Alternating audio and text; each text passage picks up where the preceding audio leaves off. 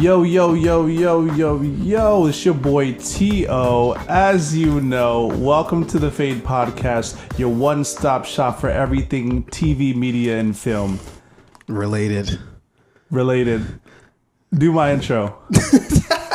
So Rain, real name, no games, no gimmicks. Something else stupid. I don't know.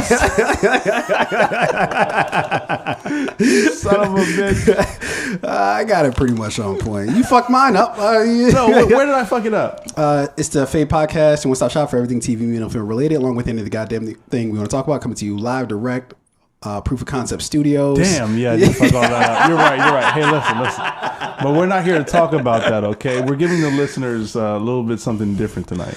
Yeah, I tried though. You gotta give. You did. I applaud you. I applaud you for your effort. I do. That was because even I forget it 65%. I forgot half of this shit. Yeah, dude. And I'm over here like I told Addie, yeah, I'm gonna knock this out the park. Just wait. That's why when we started, you were like, yo, what are you doing? I was like, well, because I thought the mics were muted, so I was like, you save it for because I was like with you, but I was like, wait till the mics were. I didn't know Addie unmuted the mics. Yeah. I told Addie give me a sign, but I forgot half of it anyway. Either way, here we are. Here we are, man. Hey, cheers, man.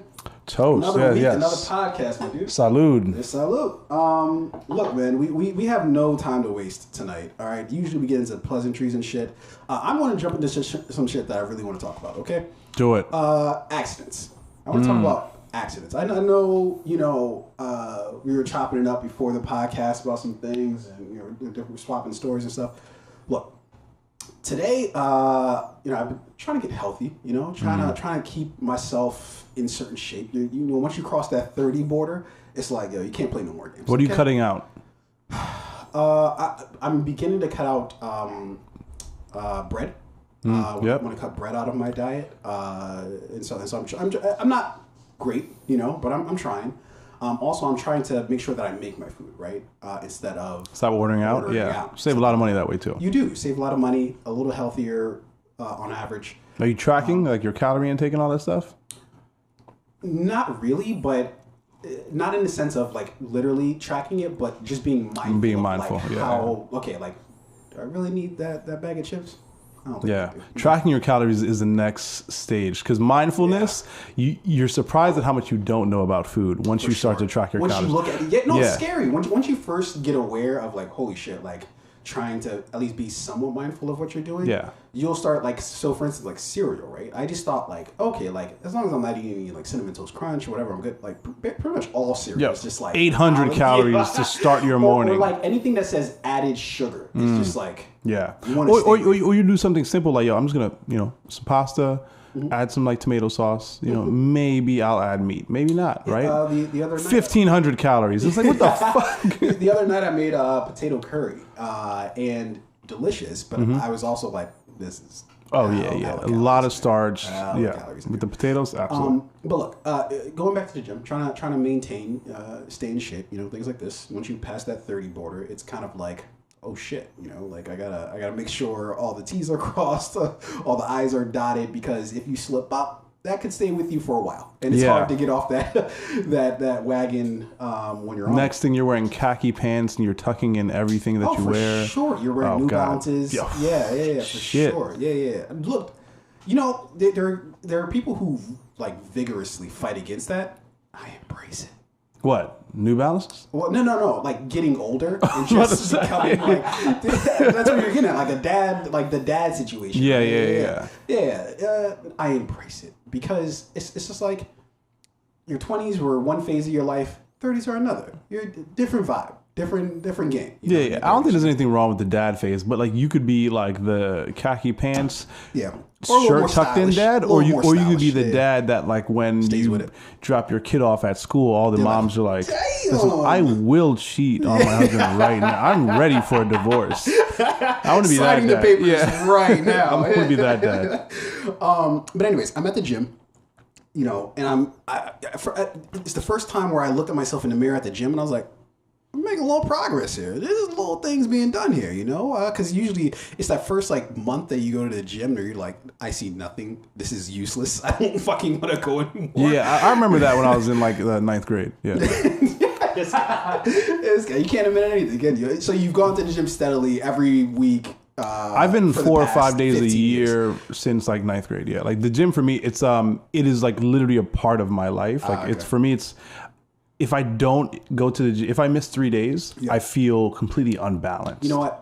Usually I can call you on some bullshit, but I'm not gonna lie, because every time we fucking get on a conference call for the, I'm usually at the gym. Yeah. So I'll go ahead and give you a pass on that. But anyways, I'm at the gym.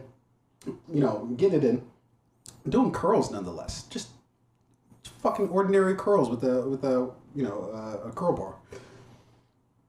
Here, not a crack, but a snap. And I'm like, whoa.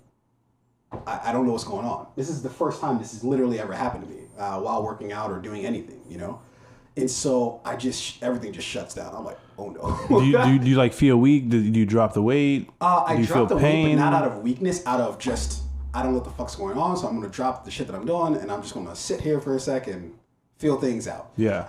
So I had an injury last year that just literally, like, the first day I felt like a little twinge, and then the next day it got worse. The next day after that got worse until the point where I just couldn't really move. Like, we were supposed to go out one night to go meet up with some old friends, and I was just like, I can't go.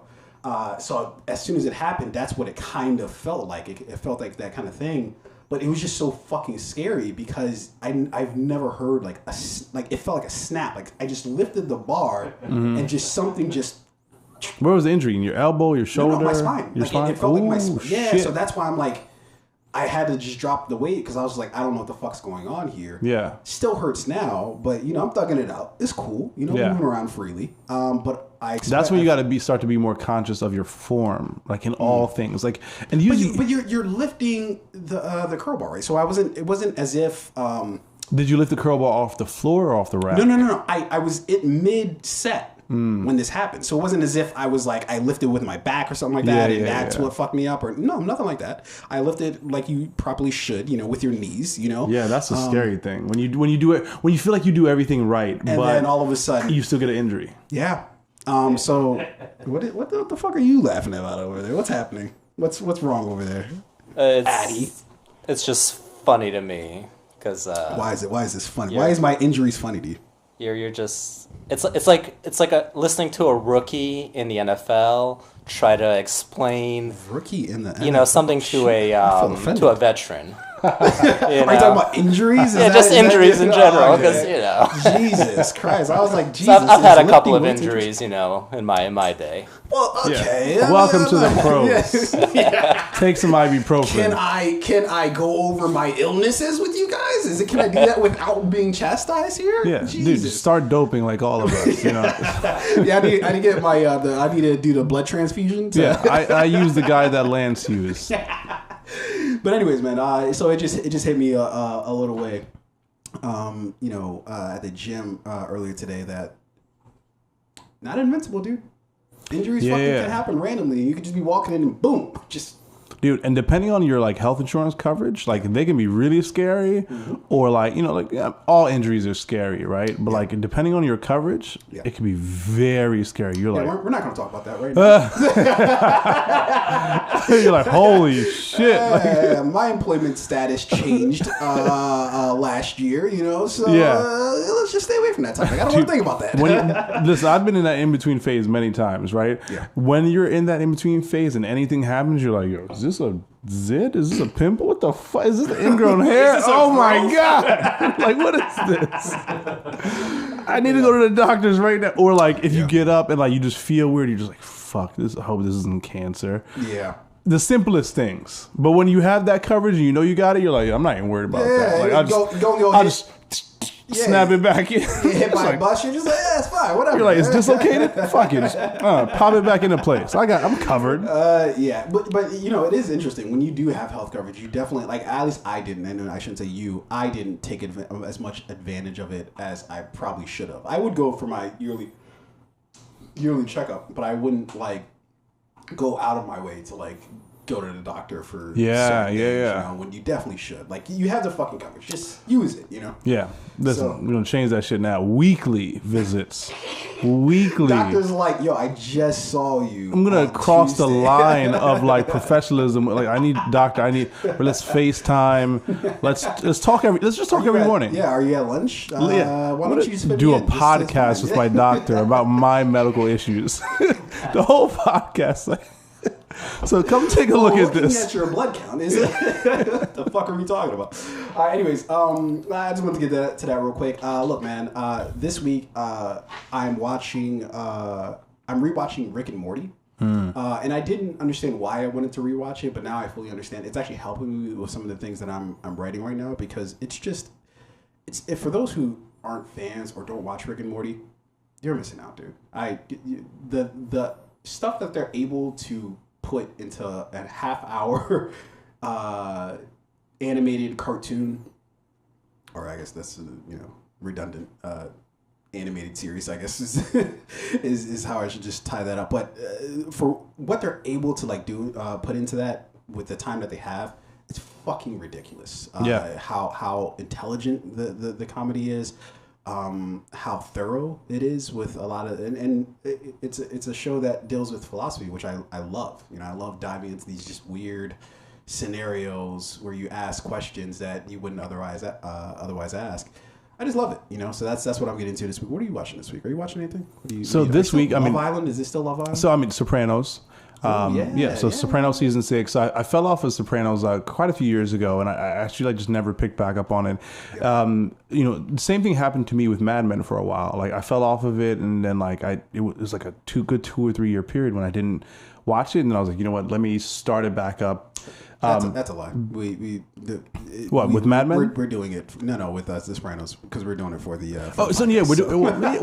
We're doing it for the podcast. Being forced to, yes. But this is the reason of picking back up. Like, you have to find the reason, whether it's the pandemic was your reason, or you got divorced and your wife and kids left, and then now you have a lot of free time. Always what you go through. Or is it my biggest fear? Yeah, I don't whenever know. You're sitting down with your therapist, I feel like this needs to be top of the list of things to go through. My wife and kids left. Like, do you have Rain, you're not even married. You don't have a wife. You only have one kid. But whatever your reason may be, I found my reason to pick The Sopranos back up.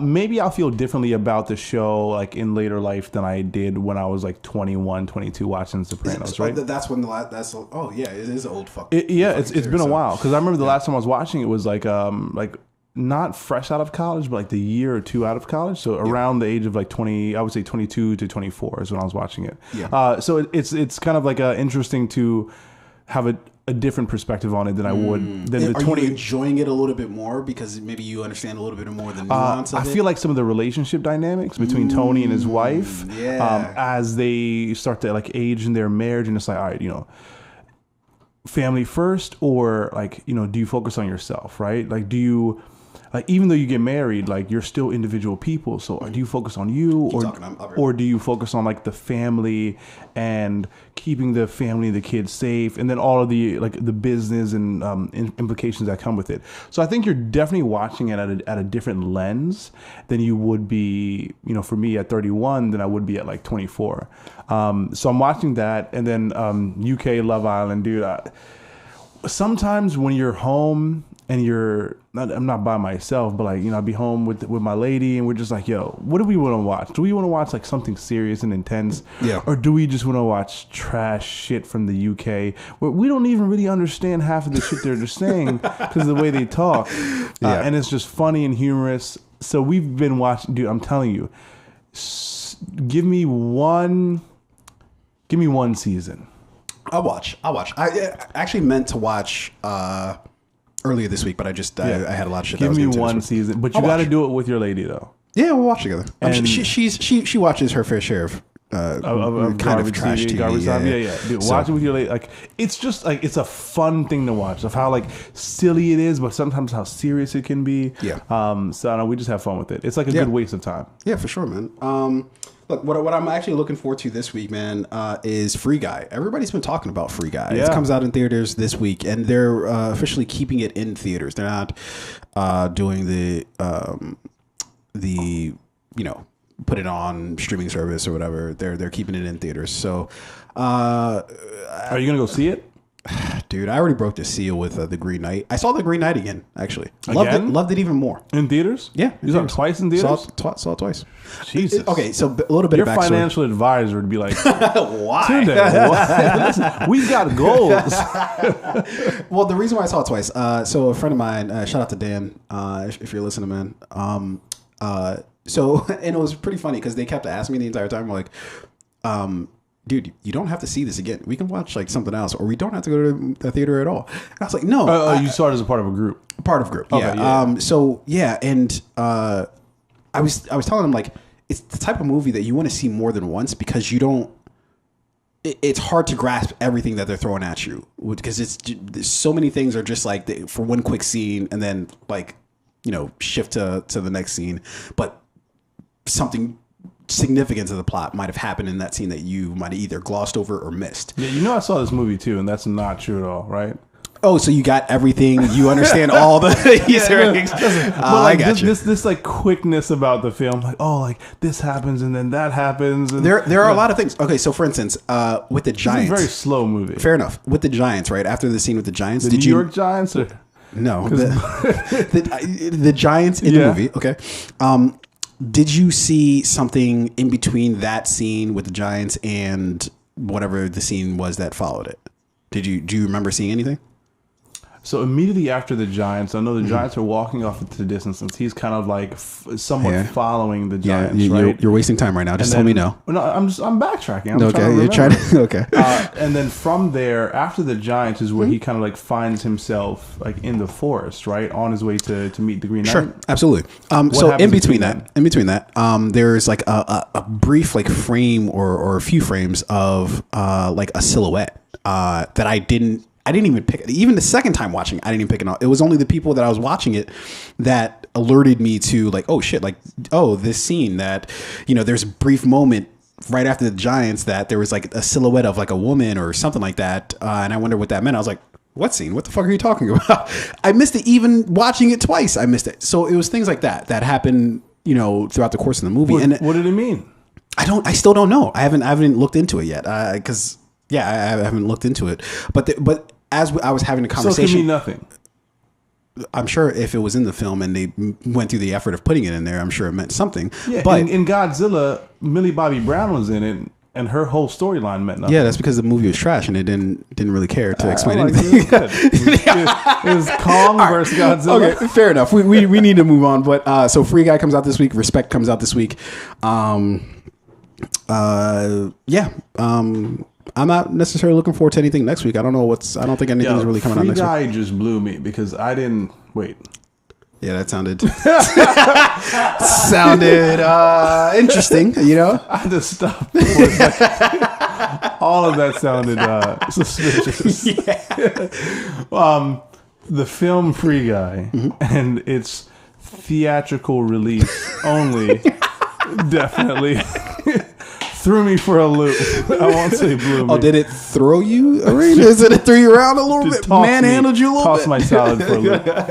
I didn't realize it was theaters only. I thought theaters only. Yeah. A movie like that, you'd think there'd be like a part theatrical. Well, I think because of the buzz behind it, I think that's why they kind of hit the audible there. I don't know if they hit the audible because they would have had to have decided this long ago. Yeah. But I think because of how good they think the film is, they're like, nah, let's. Isn't Free Guy just like Wreck-It Ralph, but like live action?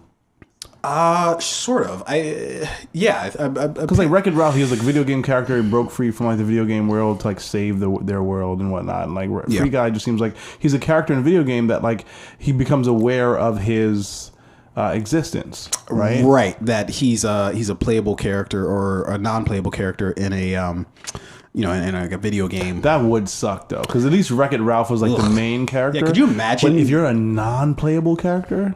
Yeah, like, and then becoming aware that, hey, I just do the same shit mill around every single day. Look, this is the whole concept of Westworld. Is this kind of exact sentiment of just like this?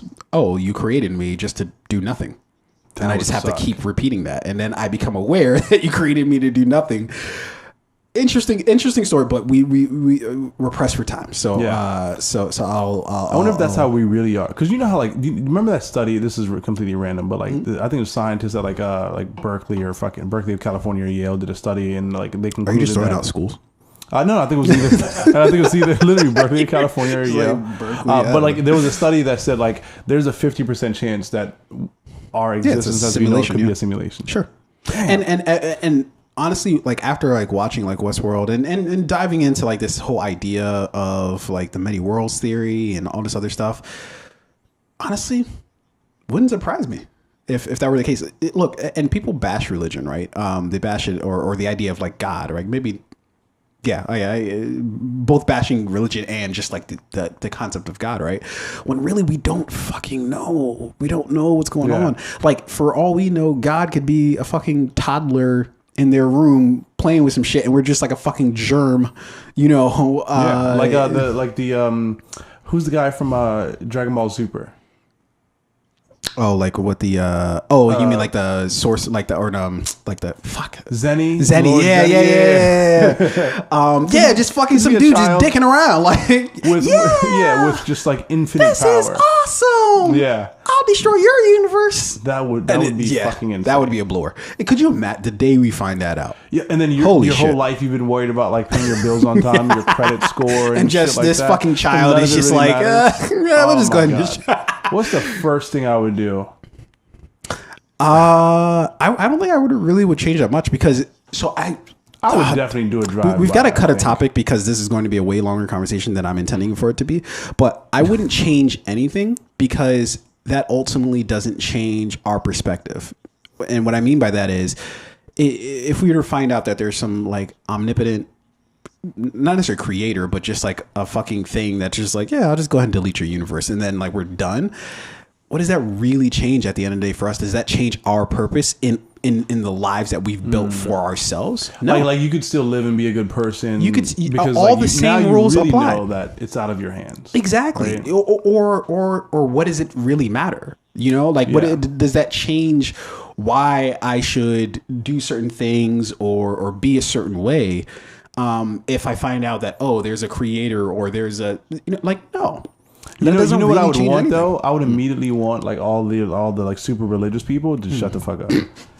Like if we find out that it's really just Lord Zenny and we are one of 12 universes, that would change it. If your I don't entire ever life want to hear about Jesus or the Virgin Mary or like Allah again. No, what I would be curious about is if that has actually any merit, meaning that.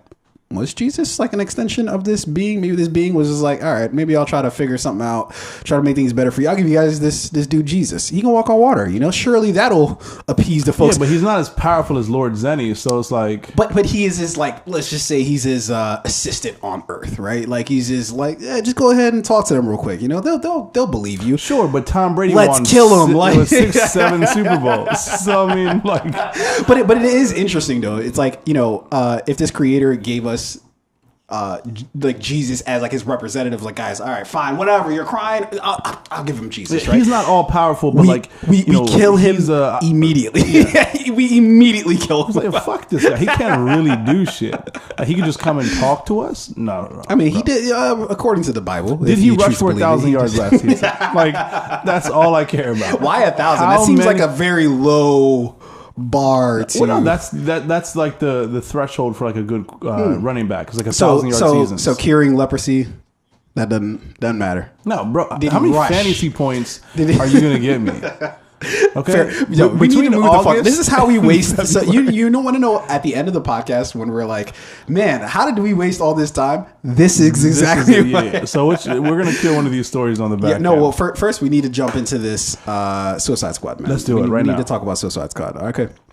Look, I'm going to give my thoughts, but I'm very curious to hear what you thought of this. Everybody knows what the fuck the Suicide Squad is. Or at least they should know what Suicide Squad is.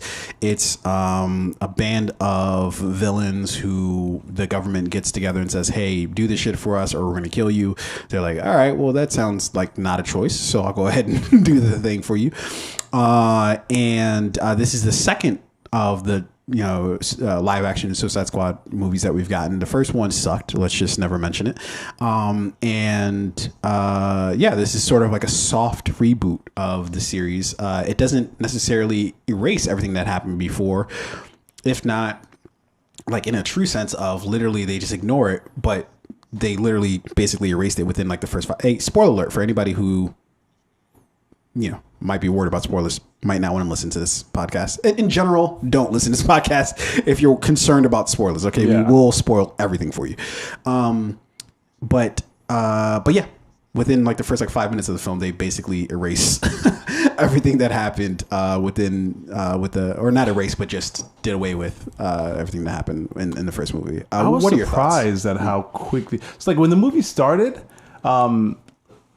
I had to pause it for a second because I'm like, yo, this is happening very You're like, did fast. I miss something? Were you high? Were you watching it? No. Okay. No. Because that would have been a trip. If you're like, wait, did I just miss half the movie? I think it was halfway through I started smoking. But but when it started so fast. And I'm used to movies starting quickly. But this movie started so fucking fast that I had to stop it for a second and like be like, okay, I am only a minute and 54 seconds in, like, so I'm not in the wrong place. I'm in the right place. It's just happening very fast. Addy, go to the full screen of the media.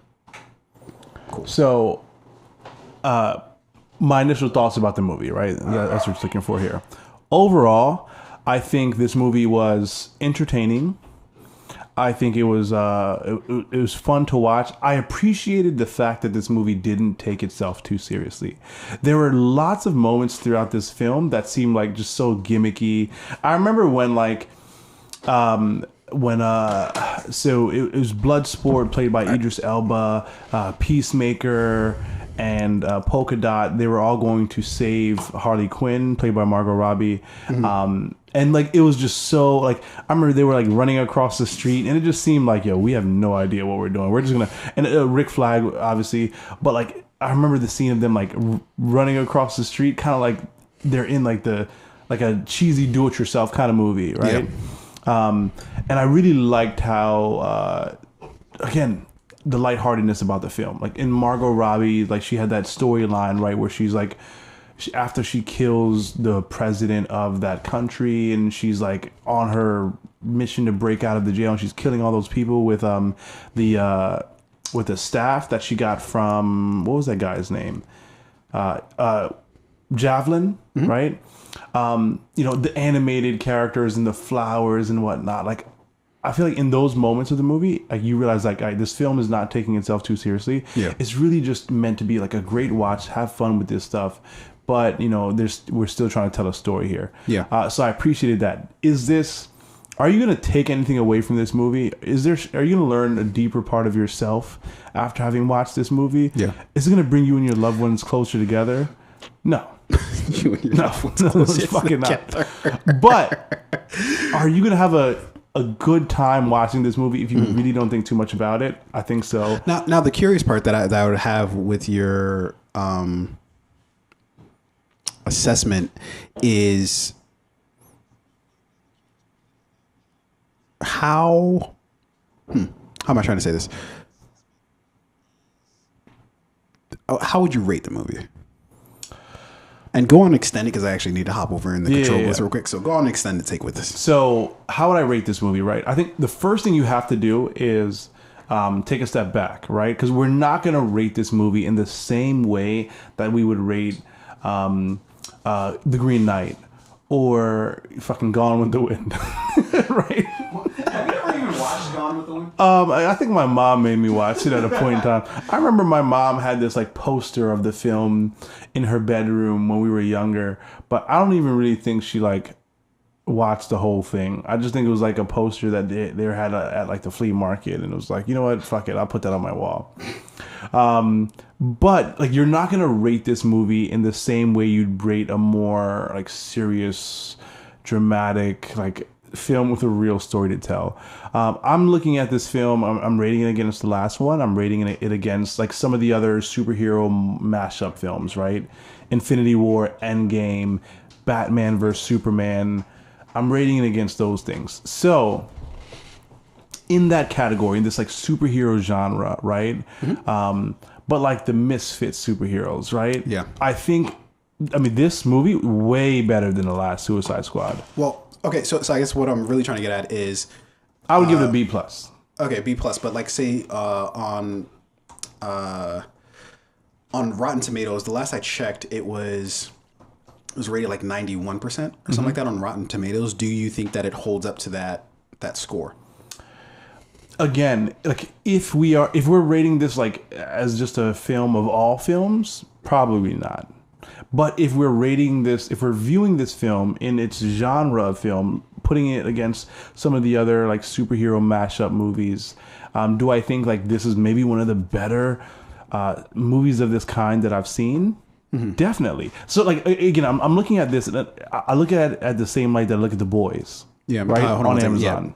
Yeah, I'm sorry. Yeah. I'm looking at this in the same way that I look at Infinity War and Endgame, which were more serious movies, but like I would give this a B plus based off of the genre, the category of film this is in, and I think that Rotten Tomatoes' score is fine so long as we're being realistic with like how we're looking at this movie. Yeah, that's interesting. Yeah, keep going. Listen, I got a lot to say. I keep going. So one of my favorite things that this movie did well, I mean, the fucking cast, first of all, was stellar. Margot Robbie, while I didn't love her in Birds of Prey, I think she did a great job. And when we're jumping into characters here, I think she does a great job at playing Harley Quinn. I don't know who could have did it better. Idris Elba as Bloodsport. Love the fact that there were times when he took himself seriously, and like James Gunn took that character seriously when he's like fully decked out in the suit, and he really does look like this intimidating guy. But there's times where he just has the mask on and he's like plopping around the city trying to save Margot Robbie as Harley Quinn. Yeah, and you could tell like no one's really taking this whole thing too seriously. I mean, there's the fucking Shark King. You know who the Shark King was played by? Yeah, Sylvester Stallone. Yeah. I remember telling you that when we watched the show. Yeah. But like, no one's taking this seriously. Yeah, perfect. So okay, let me tell you what I loved about the film. What I loved about the film is that it corrected a lot of the errors that the first film made, in that it gave it a story that wasn't the story itself. Like, I love what you said about it not taking itself too seriously, but I think where specifically it corrected that is that it didn't take the story too seriously. I think it took the characters more or less seriously, right? Yeah. But it didn't take the story too seriously, right? But while I think that's a plus for the film, it was also the thing that I found to be a little bit of a negative. The reason why I brought the Rotten Tomatoes score up is because I don't think if Rotten Tomatoes came out and was like, this movie's like somewhere between a 75 and 80%, I'd have been like, or even somewhere in the 80s, like 75 to 85%, right? I'd have been like, that is the perfect score for this movie. But say that it's 91%, that's an A film. This film had barely any, if at all, flaws in it, right? I don't know if I can rate this film that, and the reason being is because it produced the greatest flaw that you can produce in any sort of superhero movie. This isn't a test, but what do you think is the greatest, if you're to like, the commonality between all superhero movies? What's the thing that jumps out to you the most, differentiating between one superhero movie to the other? What's the commonality, or what's the differentiator? No. What's the thing that makes you rate this superhero movie higher than another? Like, what's the difference for you? I would say like story, like what is like story, and like the your favorite word here, the character arc, right? Like, you love that shit. You're gonna hear that a lot tonight. Or what is the other thing you used to say, like the genesis? Those are your fucking favorite words. Those are, yeah. But like there has to be like a story, and they have to give me a reason to like believe in the story, or believe in the characters and like their purpose. I don't think Suicide Squad really gave us like a reason to believe in their purpose, because none of the characters believed in their purpose. They're just on a mission. Bloodsport, his only reason for doing this was to help his daughter out. And a lot of the other characters, their only reason for doing this thing was to like reduce time on their sentence. It's like even they didn't care about what the purpose is. But to your point, what James Gunn did here really well is like they made you really like and like fall in love with some of the characters, right? Yeah, and I think that's what every superhero movie, like that's what some of the best superhero movie does. We know they're fake characters. We know they're not real.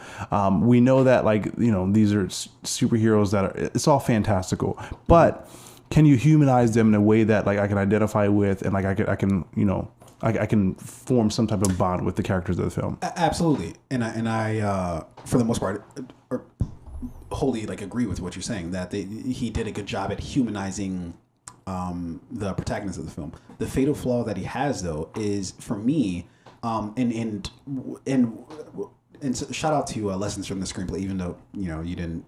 I was trying to do an interview with you and you didn't. You weren't taken at the time, but fair enough. Yeah, it's fine. But shout out to Lessons from the Screenplay, because this is kind of the first time that I really sort of grasped this concept. Is that when you're dealing with movies like this, right? Not just superhero movies, but just like these sort of like heroic movies overall, right? Really, how they're judged, and whether you know it or not, that you're kind of internalizing this, they're judged by their villains or their antagonists. That's who makes or breaks the film. Is how well are you painting your antagonist for the film, right? Because that's where that's where the friction from the film comes from. It's not from the protagonist. The protagonist is the person you're like cheering for. They're the person, you know, maybe they're an anti-hero and you're like, all right, they're doing bad shit, but they're a good person deep down inside, yada, yada. You can create whatever picture you want for the protagonist. And that has to be good on its own, right? But really, the film is it lives and dies by its antagonist, its villain, you know. They're not always synonymous, but you know, the role still stands. And I think that's the fatal flaw that this movie had, is that its villains are really just wooden and honestly confusing. So for instance, this movie had like 4 different villains in it, and none of them were particularly good. So you have Starro. It's like, I guess you could point to as like the main villain of the film, right? Yeah. Okay. But that, and I'm not saying that Starro wasn't an interesting, if not, it was an interesting choice for a villain. Like, it's a weird, quirky choice that falls in line with James Gunn's style, right? And there's even a little bit in there where it's just like Starro, I think, says at some point, like, "Yo, dude, I'd have been chill in outer space. Like, you guys fucked my shit up. I was just chilling, and then you guys scooped me up. So you have yourself to blame for this, basically." Yeah, you said something like, I remember just like staring out at the stars and stuff like that. Like now I'm here and you guys have like done all this shit to me. So now I'm the villain, but I really wasn't supposed to be. And you know, he put that in the film. Even with that though, Starro was still kind of a wooden villain in that case. But you also had the Spanish government or the Mexican government, maybe. Well, no, it was the Maltese. Oh, the Maltese. Maltese. Yeah, dude, you need to step your geography up. Well, where's Maltese located? Isn't Maltese off the coast of like France? That means you don't know for sure. Well, Malta isn't it off the coast of like it's not too far from like France. You are correct. Right? Yes. Oh, fair enough. Okay. Yeah. Step your geography up. Listen, he's not as worldly as we are. You're not going to find an objection to that from me. I will agree with you on this. Malta's a beautiful island. I was surprised that this movie took place like, you know, that was like the destination for this film. For the movie. Yeah, it was an interesting choice. And it's been used in some other films as well. Yeah, one of my favorite shows, Queen of the South. Yeah. The whole season takes place there, I think. But you might point to the Maltese government, right, as like, okay, they're kind of the villains here as well, right? But then that gets flipped of like, oh, it's actually America. Which is usually the case. Yeah. Which is typically the case. But even that was like a little like, it was thrown in there and as a very specific political statement, I feel like. It was very pointed you know, and very like look in the mirror kind of scenario, and that they're basically were like, hey, you can say what you will about other countries, but really, you know, nobody fucking trumps America when it comes to fucking shit up and making shit worse around the world, and any sort of like bad shit. America generally has their hands in it somehow, you know, is typically the case, you know. But even that felt like kind of like ham-fisted, I guess is maybe the phrase that I want to use. Like it felt very sort of like lumped in there versus like strategically placed. Although I'm sure it was strategically placed, but it felt like it while everything else, or while there's some other things in the film that felt like it was like, okay, you can read the subtext. Like, so for instance, Shark, the King Shark, there were a lot of things that were like subtext with King Shark that you just had to like, oh, with how he looks at the, you know, everybody makes a big deal about how he looked at the couple who were like making out or whatever, or together. And you can see that as him wanting a relationship or wanting at least friendship, you know, and it's just, he's not able to find that because of who he is, right? That's subtext. What they did with the America's, like the kind of the evil people here, that wasn't subtext. That was just them saying, hey, America's really evil, you know, which wasn't, that felt wooden too, you know? Or, but like, let's say it was Russia. Right? Would we have like accepted that more because we're like in American film, we're used to foreign governments. You misunderstand what my point is. My point isn't who they said were the villains or whether we accept that or not. It's how they painted America as the villains. No. It's how it was constructed in the fabric of the film, meaning that it was done in such a way that felt that it wasn't, there was no subtext to it. There was no like, we had to kind of search for that a little bit. It was just, we're going to tell you that America is really the bad guy here. And then we're just going to move on with the rest of our jokes and shit. So I think they gave it to us in a very soft way at first. Because remember the first time that they showed Starro, right? As like a very small starfish. And like there were those like 3 or 4 astronauts in space like playing around with it. Before it released the little thing that stuck to their eyes. One of the things I didn't notice is the fact that those astronauts had like the American flags on their shoulder. So it was actually... Oh, I was under the assumption that it was America from the beginning? Because it was like Americans that were the people who were like, you could... They looked like they were American. I missed that, right? So but like, and I think the doctor guy, the guy who had all the things on his head, what was his name? I don't know. I want to call him the brain, but that probably is wrong. I think his name was like John E. So Steve Agee, I think he played John E. Camos. I think that was the guy who had the shit all over his head. Also very inconvenient. Like, how does he sleep? But anyway, so I love the fact that like they showed us before, like, you know, Americans were involved in this thing, right? And to his point, he was like, you know, like all of this, usually these things Americans are involved in, but America will not stand to be involved in like, you know, dirty things, crime and you know, illegal testing on humans or aliens on American soil. That's how America keeps its hands clean. So I liked what they did there. But again, that goes to my like point that it was like, it wasn't as if that was like revealed over the course of time that, oh yeah, America, like I guess what I'm saying is, and this kind of factors into why I said like there were too many villains, because between Starro, America in general, you can also lump in Peacemaker, right? That Peacemaker ended up being sort of like not necessarily a double agent, because he was basically working on behalf of the American government, but he turned on his own crew. You could throw him in. That Peacemaker is probably the more subtle, not subtle, but over the course of the entire film, it was even in terms of like his arc of like, I used your word there. His arc, as in, you know, we see Peacemaker basically tells us from the beginning, yo, I'll do anything for my country, you know? And then sure enough, that plays out over the course of the film, that he'll literally do anything for his country, you know? So that was like the best that they had. But even that to me felt like a little like, because we didn't get to spend like that much time with Peacemaker. We got to know him, but we didn't really get to know him.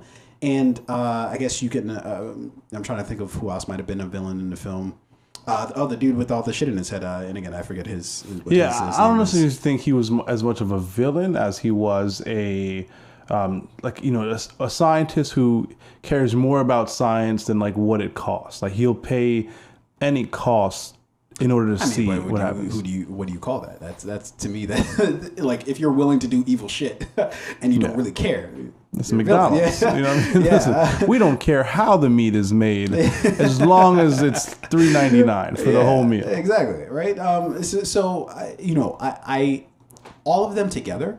What I'm trying to say is that the movie, to me, these superhero movies or just these movies that have like these heroic figures in them, they're only as good as the villains. The movie that taught me the most about this was The Dark Knight, right? Mm-hmm. That it's because not necessarily of just Heath Ledger's performance as the Joker, but really as his whole entire story arc really sort of let you buy into what was happening on screen. It really sucked you in as like, okay, like I kind of agree with a little bit of what he's saying, but he's also fucking a homicidal maniac, but you still understand where he's coming from, at least to some degree, right? The same why we all loved Thanos, right? Is because we all bought into a little bit of what he was saying of like, okay, and you saw his Infinity War wasn't about the Avengers at all. That entire movie is about Thanos. He's basically the protagonist in that movie. That he's got the goal that he's trying to accomplish, and all the Avengers are basically trying to stop him from doing it, right? But that's why we loved him, right? This movie has so many different like villains in it that it's just, or so many villains that you're not really able to complete or fully flesh out their arcs, that you're just kind of just like, when it comes to the villains, right? Like when you named why this movie was so good, you named all of the protagonists as like, okay, this is why this movie is so good. When we talk about The Dark Knight or when we talk about Infinity War, who do we talk about? We don't talk about the fucking Avengers when we talk about Infinity War. We talk about Thanos, right? That he was so good in that movie. Yeah. We talk about The Dark Knight. We talk about the Joker, So, I'm going to disagree with you in one sense, because I feel like we're at a point where for the average, for people like our age, right? People who've grown up with a lot of these like one song, not necessarily one song superheroes, but like they're the solo act, one note, yeah. One song.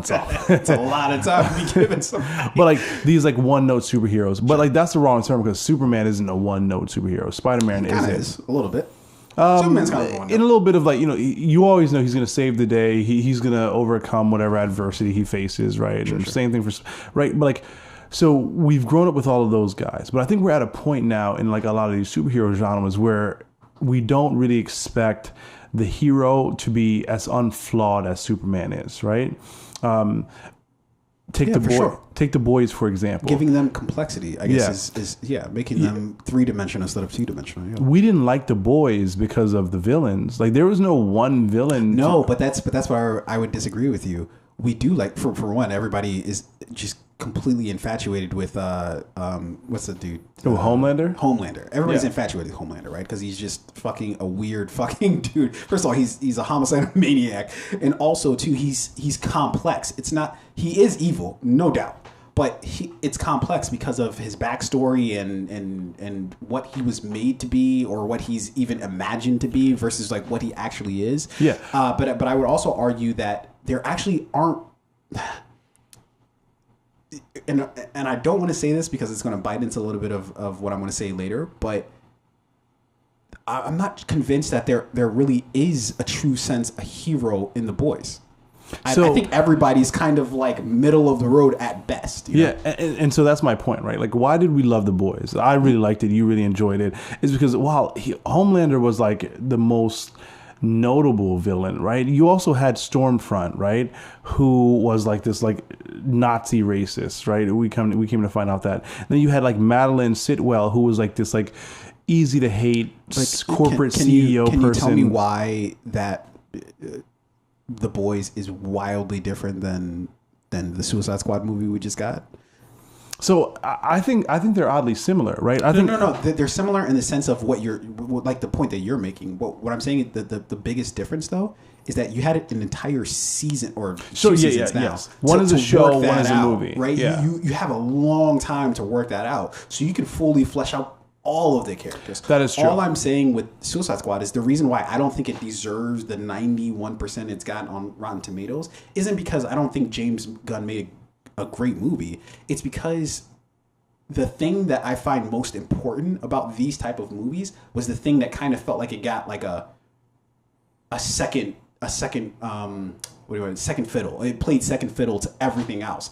James Gunn, you know what you're going to get. You're going to get kind of a zany, weird fucking story. You're going to get a lot of jokes, a lot of comedy, and you're going to get a semi-competent, if not fully competent, story, right? We got all of that here's the thing you got to give this movie is to get all of that, like to get the many villains, absolutely. Right? But to also be able to fall in love and really enjoy a lot of the characters, whether it's Bloodsport, Harley, Peacemaker, whoever your favorite character was. And like, to be honest, none of those were my favorite characters. My favorite character was the girl with the rats. What was her name? She I think she worked for a lot of people. Let me see if I can find her name here. Yeah, I don't see her name here. I don't know why. But I thought she was one of my favorite characters. Like, just her, like great. Daniela Melchior. Yeah, really good actress. Yeah. I love her storyline. I love her like whole Ratcatcher 2. Yeah, Ratcatcher 2. I love her whole story of like, I don't really like give a fuck. I don't like. I'm on the side of the rats, and I'm here because like I kind of have to be here, not because I want to be here. Sorry, my pup just came in the room. But she just had a great story. I think she was a really good actress. She brought a really good tone and energy to the film. I mean, obviously Idris Elba was great. Margot Robbie was good.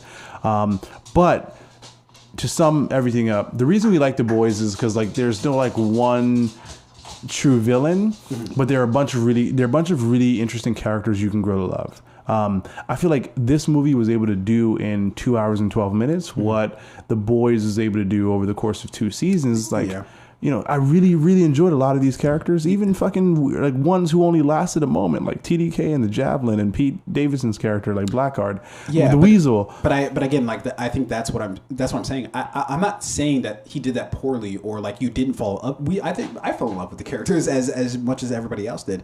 But what I'm saying, when I look at the film overall, the reason why I can't give it a 91, I would absolutely give his character development for the protagonist A+. Like he did that. He made us fall in love with a fucking shark. Like it's a shark, and he's like the best character in the movie and he says like a total of like 10 words. Bird, you know what I mean, like friend. And he made us fall in love. That takes talent to fucking do that. That's a talent to make us fall in love with a shark who only says like 10 words, a combination of 10 words throughout the entire film, right?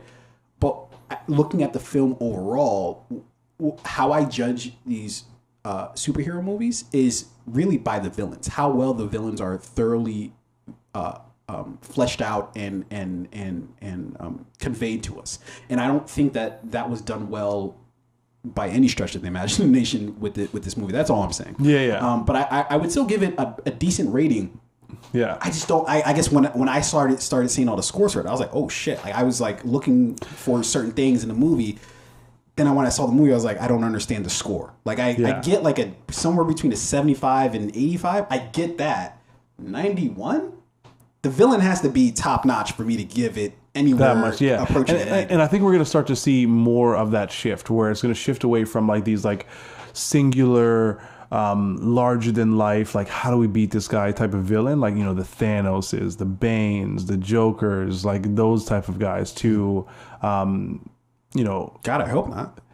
To more like here's some really great people up against like this like really like tough or challenging obstacle. I hope like not. I think if we get more of The Boys, obviously The Boys season 3 is coming. I think that's going to be great. I think that's the weird thing, or not the weird thing, but that's the thing about The Boys is that they actually do have fleshed out villains. Like it's not you're posing them against each other, but they're not really. That's not the Boys do have villains that are. Like you understand where they're coming from, at least to some degree. But so here's the thing, though, right? Like when you look at some of the big characters, Superman, Batman, Aquaman, The Flash, and some of the other characters that have upcoming movies coming down the pipeline, like how much more story is there? Like Batman, like he's already faced his biggest villain, the Joker, and Bane. Oh no, right? absolutely not. No. I think Ra's al Ghul. Like who else? You see, but the problem is that we look at it as in what we've already seen. where filmmakers, I think, look at it is there's a world of possibilities. James Gunn brought us a film with fucking Polka Dot Man, and we were still riveted by the movie, right? I don't know if we were riveted. Oh, we're not riveted by his character. Dude, no, absolutely. Because his plight of seeing his mom as literally everybody. But the short question there is, like, for like some of the bigger characters like Batman, Superman, whatever, like who after you face Thanos, right? Like you have to go out to like, Loki facing the TVA and like these other like celestial, like outer worldly space beings, right? So I feel like what we're gonna get more of is like for even in Loki, what we got was not like one huge villain that you thought was like, oh, here's this like all powerful being and how do we overcome this thing? But it's like, here's like a group of people that we love facing these like obstacles. I think that's what we're gonna get more of. I could be wrong. No, and you might be right or wrong, but I guess what the point is that I'm trying to make is that the obstacles that they face, they're posed by like a villain, right? Like somebody's got to be in opposition. What we look for in these films isn't just to see somebody do dope shit, right? That might be what they put in the trailers. That might be what like is like the fancy thing to look at. But in reality, the degrees in which we say whether a film's a good or not, right? Like I would assume that you would rate like The Dark Knight like one of the top for comic book movies, right? You'd rate Infinity War one of the top comic book movies, right? What I'm saying is that the commonality among them is that their villains are just as good as their antagonists are just as good as the protagonists. That you don't have this like fucking like that's why we fucking hate all like the 90s shit, right? Is because they have these really wooden fucking villains that is like, I want to stick up the world, and then the fucking protagonist comes and is like, I do dope shit and I stop you, and that's the way we except for Arnold Schwarzenegger's Mr. Freeze. I feel like he gets everybody freeze. I did enjoy Arnold Schwarzenegger as Mr. Freeze. Great story behind it too. Yeah, it was alright. It was jarring to see him in that fucking costume and shit. It was just like, Arnold, you just did Predator. I don't know why. Get down and freeze. Like, freeze. Arnold, just say freeze. Don't say get down. Take 2. Get in the chopper. Get down and freeze while Arnold, I get in the chopper. There's no chopper here. We have no chopper for you. You're on a different movie, Arnold. Wasn't in the budget. I know. I feel like he just combines all of his films. He's like, look at that Predator over there. It's like, Arnold, that's not wrong movie. Arnold. It's Batman. Yes, freeze. You see him with the fucking cowl on. It's Batman. He's just standing right there. He can do no wrong though. Anyways, man, we chopped it up about Suicide Squad. Look, I'm not trying to take anything away from James Gunn. I think he's a fucking master storyteller. I just wouldn't rate Suicide Squad as high as everybody else rated it because I felt like the villains or the antagonists in this, were lacking in depth. I think possibly Peacemaker was like the most in depth of them all, and even he was still, I feel like, lacking to be considered in that 90%, echelon of movies overall, but much less, superhero movies. So, anyways, fair great enough. movie overall. Yeah, I really enjoyed it. I watched it again. For sure. Look, let's move on here to our first trailer. We're going to check this trailer out. It's called Kate. This actually came out last week. I wanted to talk about it last week, but we just ran out of time, as we're probably going to do with this particular show here. But this is a movie about a female assassin who has 24 hours to get a vengeance on her murderer before she dies. Super original plot. This is directed by Cedric Nicholas Troyan. I believe that's how you pronounce that. I'm not sure. And Umair Elim. Maybe I'm pronouncing that right or wrong. Addie might be able to help me out. Maybe not. But this is starring Mary Elizabeth Winstead, who I'm a conflicted fan of hers. I love a lot of the shit she does. I slurred that. But not everything that she does. I loved her in Scott Pilgrim versus was it Scott Pilgrim versus the World? Or Scott Pilgrim versus? Yeah, I think it's versus the World. Yeah.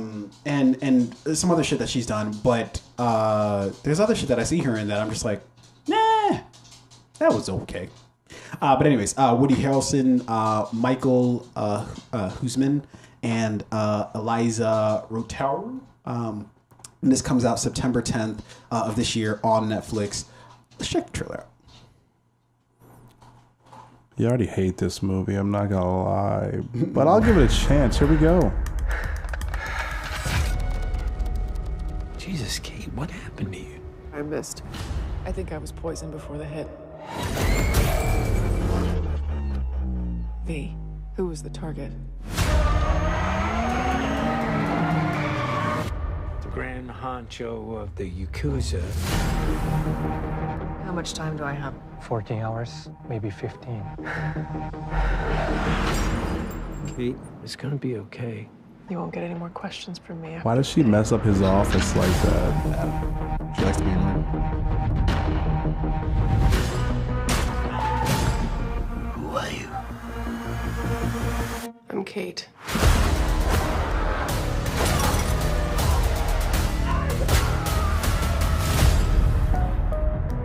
Who poisoned me?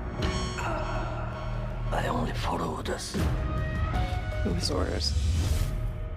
How do I get to him? Doesn't surface ever. Somebody knows. Hey, let go of me! What's wrong with you? I need to find the people that did this to me. I won't make it an hour without you. I can help you get them.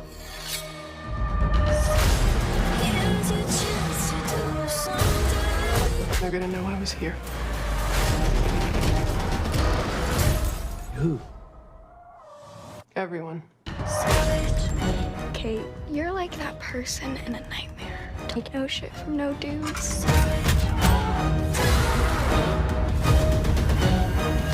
They're scary.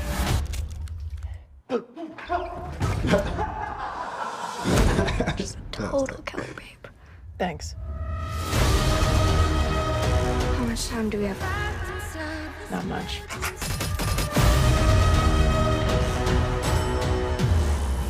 You can't stop her.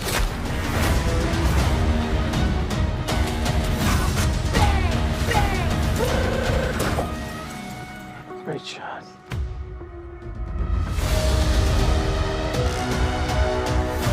What's so funny? You're all about to die. There's like 20 of us. Then you're outnumbered.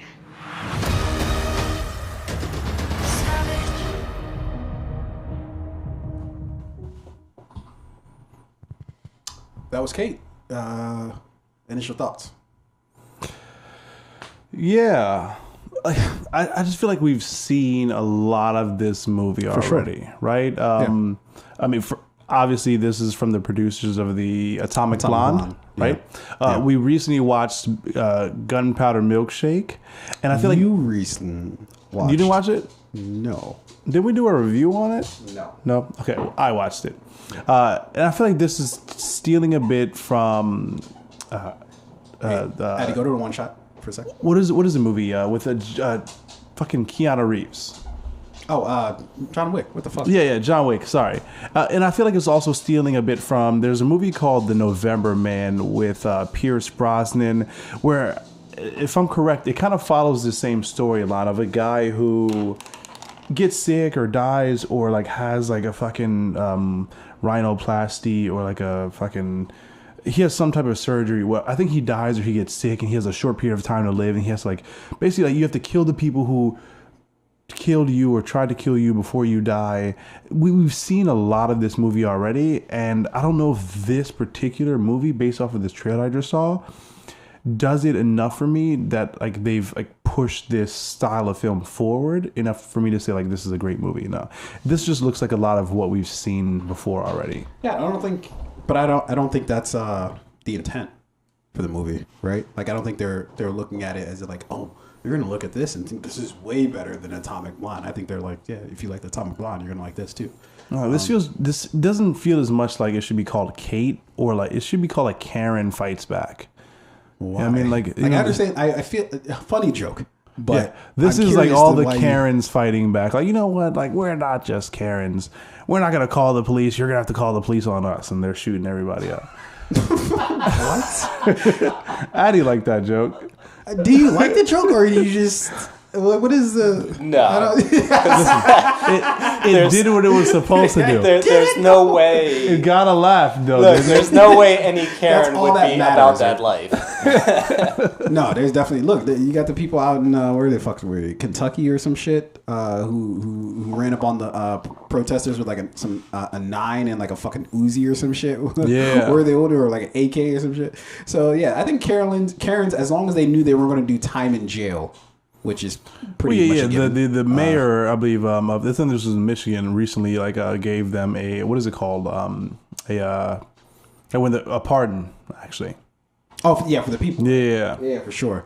Look, how I feel about this film is, weirdly enough, I usually kind of hate movies like this, and I'm not really a big fan of John Wick, the John Wick movie, because the plots are really thin.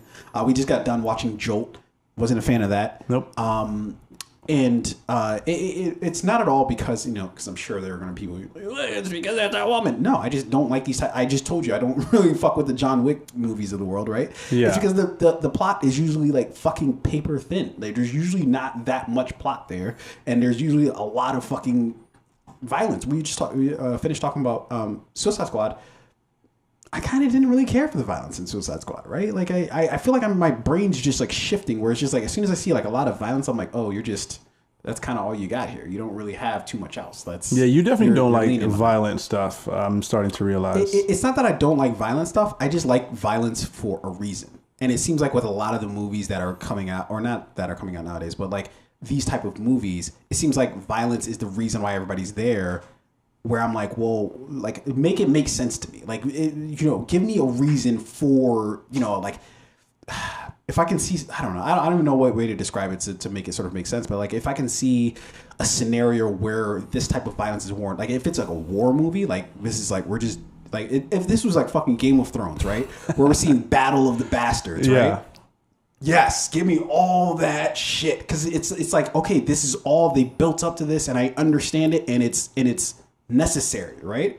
But if it's just somebody, that was less violence, more like chaotic intensity. I mean, sure. What do you call violence? Is violence to me chaotic? Is like shooting, like if you just shoot up 20, 30 people, like, in a fucking like bar, right? That's just like violence. But like Battle of the Bastards, I wouldn't consider that pure violence as much as and maybe that's your point. Maybe your point is like, it's not pure meaningless violence. It's like it is violence like for a storied reason. Violence. Yeah, violence. Isn't that it all makes sense. violence? I wish I could present that argument in court. Your Honor, I didn't merely just kill the girl. There was a story behind why I killed the girl. No, but the so reason, you should acquit me of all charges. But there would be a reason why you'd even if it was a chaotic thing that you did. Whether it was and there's usually no just reason, right? Like, but there would at least be a story behind it of like maybe you had a fucked up childhood and then people just fucked you up and then all of a sudden you just fucking started killing people. Like, listen, can I put you on a retainer because I may need this defense one day. That sounded good to me. Yeah, you might. I'll go ahead and nix that from the podcast and use it against you. But so here's my last thoughts about this movie. Sure. I don't know. To your point, maybe I'm at a point where I'm like tired of. Now, granted, I watched Gunpowder Milkshake. I watched Atomic Blonde, and what was the other movie that we watched? Jolt, right? I watched all of this shit. I wish you remember when that film A Promising Young Woman came out, and they were like, there was that guy who put out the article saying Carey Mulligan was not attractive enough to pull off this character. I wish that guy were here right now.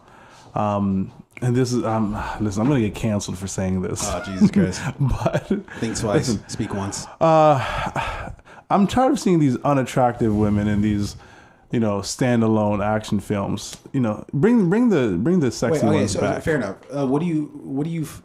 But that doesn't make any sense to me. All right, so you say it doesn't. I know. You say you want attractive, right? But then you see the thing and you're like, oh, well, she couldn't do this. Well, no, but that's like her, doing So look, the comedian Godfrey, he hit this one on the head the best. Like all these action movies coming out of these like 115-pound women fighting off these like 6 Marines that have done like 4 tours in Afghanistan and like some wet mercenary work. Like, how do you know that all these characters don't have any backstories? There's a show that I watched in particular called like Designated Survivor with Maggie Q. I remember this. Like, she fought off like literally like it was like 4 Marines, right? Like, and they were all like 6'6". This trailer, though. Anyway, but in this trailer, I mean, she's fucking up a bunch of guys that she probably is fake. Anyway, all I'm saying is, what? You just got to make these chicks hotter, and then I watch these movies. But what isn't like what is she's like blonde? Maybe you're pointing to, or like what is the facial structure? Like what is the thing? Who's the chick from this movie? Mary Elizabeth Winstead. Not hot. Remember that episode of The Office where what's hot to you? What's the thing? Like Scarlett Johansson. But what's the difference between her and like what is it? Facial structure? Is that what you're pointing to? Or I don't like it. Hot is hot. I don't know. I'm not arguing against you. Who's this? Mary Elizabeth Winstead. Not hot. Hilary Swank. Remember that episode? Remember the episode of The Office? Hilary Swank. She's like attractive, not hot. Okay. Okay. Scarlett. I'm going to continue. Scarlett with Johansson, hot. Right. Well, okay. Okay. Follow me here, just for a second. All right. Follow what I'm saying. Okay. Go ahead. Okay. What I'm asking is, what are you saying is the difference between Scarlett Johansson and Mary Elizabeth Winstead? Are you saying it's the clothes? Are you saying it's just the face? Are you saying it's just everything? Like what is the thing? Okay. One is hot. One is not. Describe to me anything. Like what is the like one thing that's like the biggest difference for you? Face, hair, eyes, lips, ass, tits, shape of the body, all of it. But one is hot. One is not hot. But did you see her like for instance? Yeah, I've seen her in a lot. I've seen a lot of things. Mary Elizabeth Winstead. So yeah, she was actually. I actually did enjoy her in Gemini Man. She was in Birds of Prey. You remember that? And you thought she was hot there, but not in this trailer. No. She was hot in all of them. She did a good job acting. I'm just so perplexed because like she doesn't. Like this doesn't look like not a Scarlett Johansson. She even has the red hair, like Black Widow. Like what is the thing that's making you be like, oh, she's pull up not a Scarlett Johansson photo in like the same type of, if you can do that really quickly, Addy. I just think that this is what people say when they're not like, when they don't have like massive boobs and they're like, you know, they're wearing all this cleavage. And, this is just not hot. I mean, but like if you pull up Scarlett. Like, what is, you're saying her face isn't pretty? She doesn't have a pretty face? I mean, like, sure, but like you see, you hear my responses, and shores, like that's not. No, you're the person saying the thing, so I would expect that from you. But I'm saying to you, what isn't hot about her? Is it like because she has like for what people would say is like a hot face. Here we go. But what is okay? Again, forgiving the obvious. You're stuttering too. Okay. No, forgiving the obvious of cleavage. That up, still be hot. But what? Like, Addie, please chime in. Am I crazy here? Am I? But I don't understand. I don't get it. Tunde is trying to be politically correct. I'm not trying to be politically correct. I'm literally talking about their hotness. Let's spend 2 more minutes on this, then we got to move on. Fair enough. Yes. Addie. I'm not gonna lie. I prefer this chick, Mary Elizabeth, over Scarlett. Scarlett to me does not seem. No, because he agrees with me. Because of this nonsense. No, but what I'm trying to get to, Addie, is I'm not even talking about whether I prefer them or not. What I'm saying is saying that one person is hot. Like, there's people who are not necessarily attractive, but like, okay, but that person's like hot. Like in terms of like, I know the way that they're being projected towards me. Somebody who I'm not particularly like attracted to, but I can be like, all right, that person's a hot person, right? But like I wouldn't. Mary Elizabeth Winstead is just like, what is she like not lacking? Like what is the thing that you're saying that is like, hotness. Oh, she's not. What is hotness? Is what I'm saying. It's an intangible thing. It's an intangible thing. That's what hotness is. Listen, it's either you have it or you don't. Right? Listen, like MJ, right? For all these dudes, no, hold on. I gotta stay on my soapbox for a second. All right. For all these fucking dudes, you got 30 seconds. Oh, these people, they're not hot. They're not attractive. No, what you mean is that she doesn't fucking look. This picture right here, she has like all the makeup and all this stuff, right? There's nothing about her that you wouldn't, if you just saw her fucking photo alone, you wouldn't say it's hot. The reason why you're saying that is she's not hot is because in that fucking trailer, she's not dolled up with all this fucking makeup. She's not having all this fucking cleavage. Was she? Okay, let's fucking move on. This is hopeless. Didn't I say move on? Because listen, no, you're right. It's the intangibles. Okay, what's the intangible that Scarlett Johansson has? What is it? Hotness. Get the fuck out of here, dude. Get the fuck out of my face. That's literally it. Get out of my face, dude. Get the fuck out of here. Like when we talk about basketball, we talk about like the killer instinct that Jordan has it, right? That's an intangible. There's no way to measure stop it. saying your nonsense as if it makes sense, okay? There's no way to the next trailer. Yeah, we got another trailer. Or we need to go. Jesus Christ. It's not hot, bro. It's fucking stupid.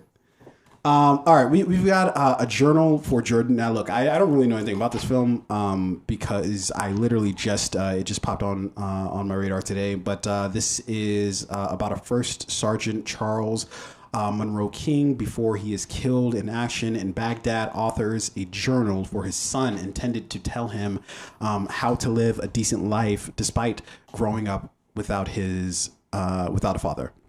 This is actually directed by Denzel Washington, directing a film.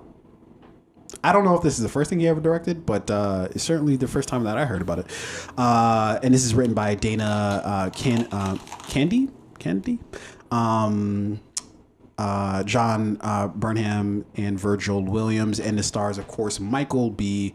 Jordan, Tamara Tooney, Robert Wisdom, and Susan Porfer, and is due out December 22nd of this year. I think it's due out December. I'm pretty sure it's due out December 22nd of this year. But yeah, that's the particulars about the film. Let's. Those are the particulars. Well, so the reason why I said that is because I was trying to verify that it was December, but the link that I had wasn't for IMDb. It was for the trailer because I fucked up. So I was trying to I think expected December 22nd, 2021. Okay, I was right. Okay. All right. Let's take a gander. A journal for Jordan.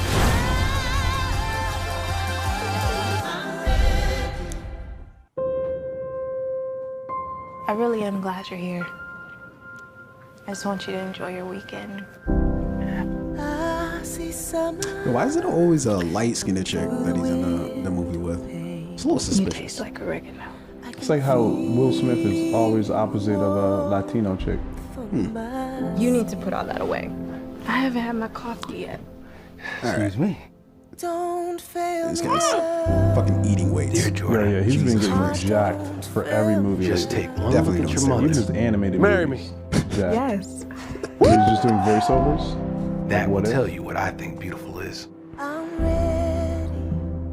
Your father wrote that. He wrote this whole thing just for you.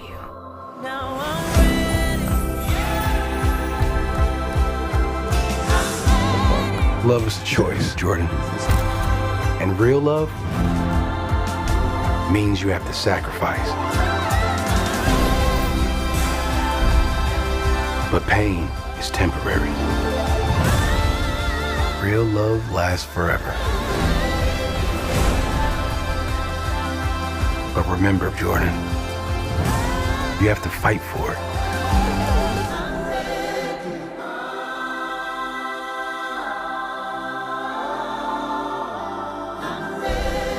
See it exclusively in movie.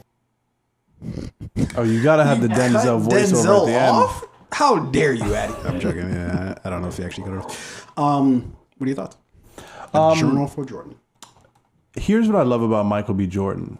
And I know I'm speaking about the actor and not the film. But Wait. Hot or not?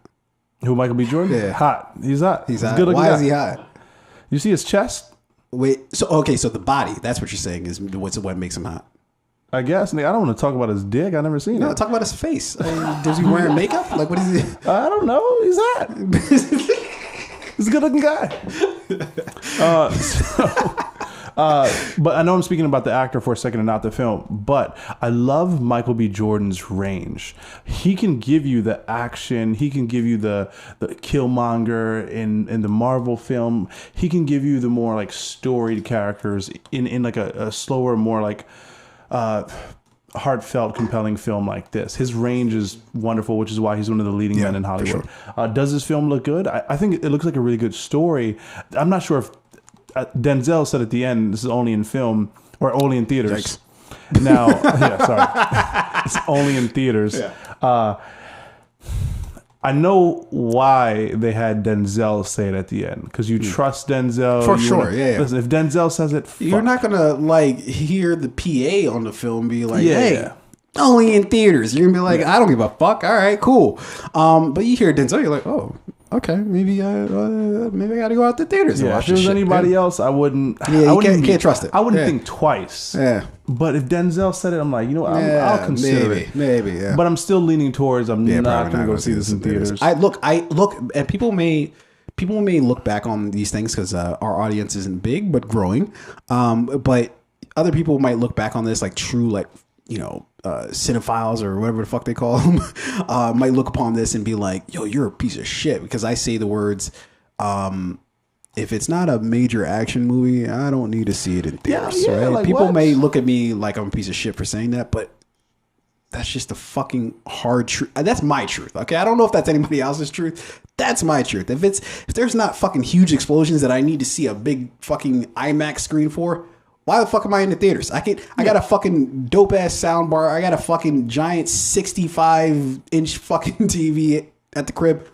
I'll be fine watching this at home. It's fine. This movie is great, and there's nothing wrong with that. This movie is great. Like, watch either your girl or maybe like your family, or like whatever. But this movie is a great home experience. Yeah. In theaters, don't need bro. Like, I need something a little bit bigger. I went to go see The Photograph. I don't know if you remember that movie with Keith Stanfield. With Keith Stanfield and Issa. Yeah.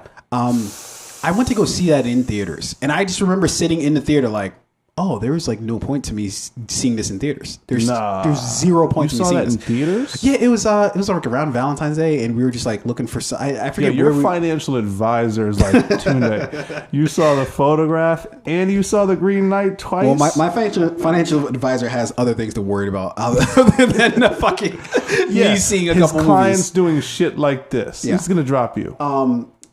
He's just gonna drop because I go see The Photograph. If you're not worried about your financial future, then he can be. He can represent you. Fair enough. But I remember your email. I remember seeing that in theaters, thinking like, dang, I don't really need to see this in theaters, because not only did the story not warrant it, but it was just like, it's not big enough. I don't need to, like, there's nothing I need to see on this screen that's like warrants me having to. Dune, I need to see that in theaters. I got to see that on my IMAX theaters, right? The biggest screen you have, I need to see that on. Fucking Michael B. Jordan reading a poem to his like son. I'll be all right. I think I can. Yeah. And then, look, I'm not trying to dog movies. Like, there'll be the occasional movie that's not an action movie that I'm like, okay, it'd be cool to see that in theaters, right? It's a new age, man. I don't need to go to a theater to see this. If this is out in theaters and we're just looking for something to do to get out real quick. Cool. Listen, I don't.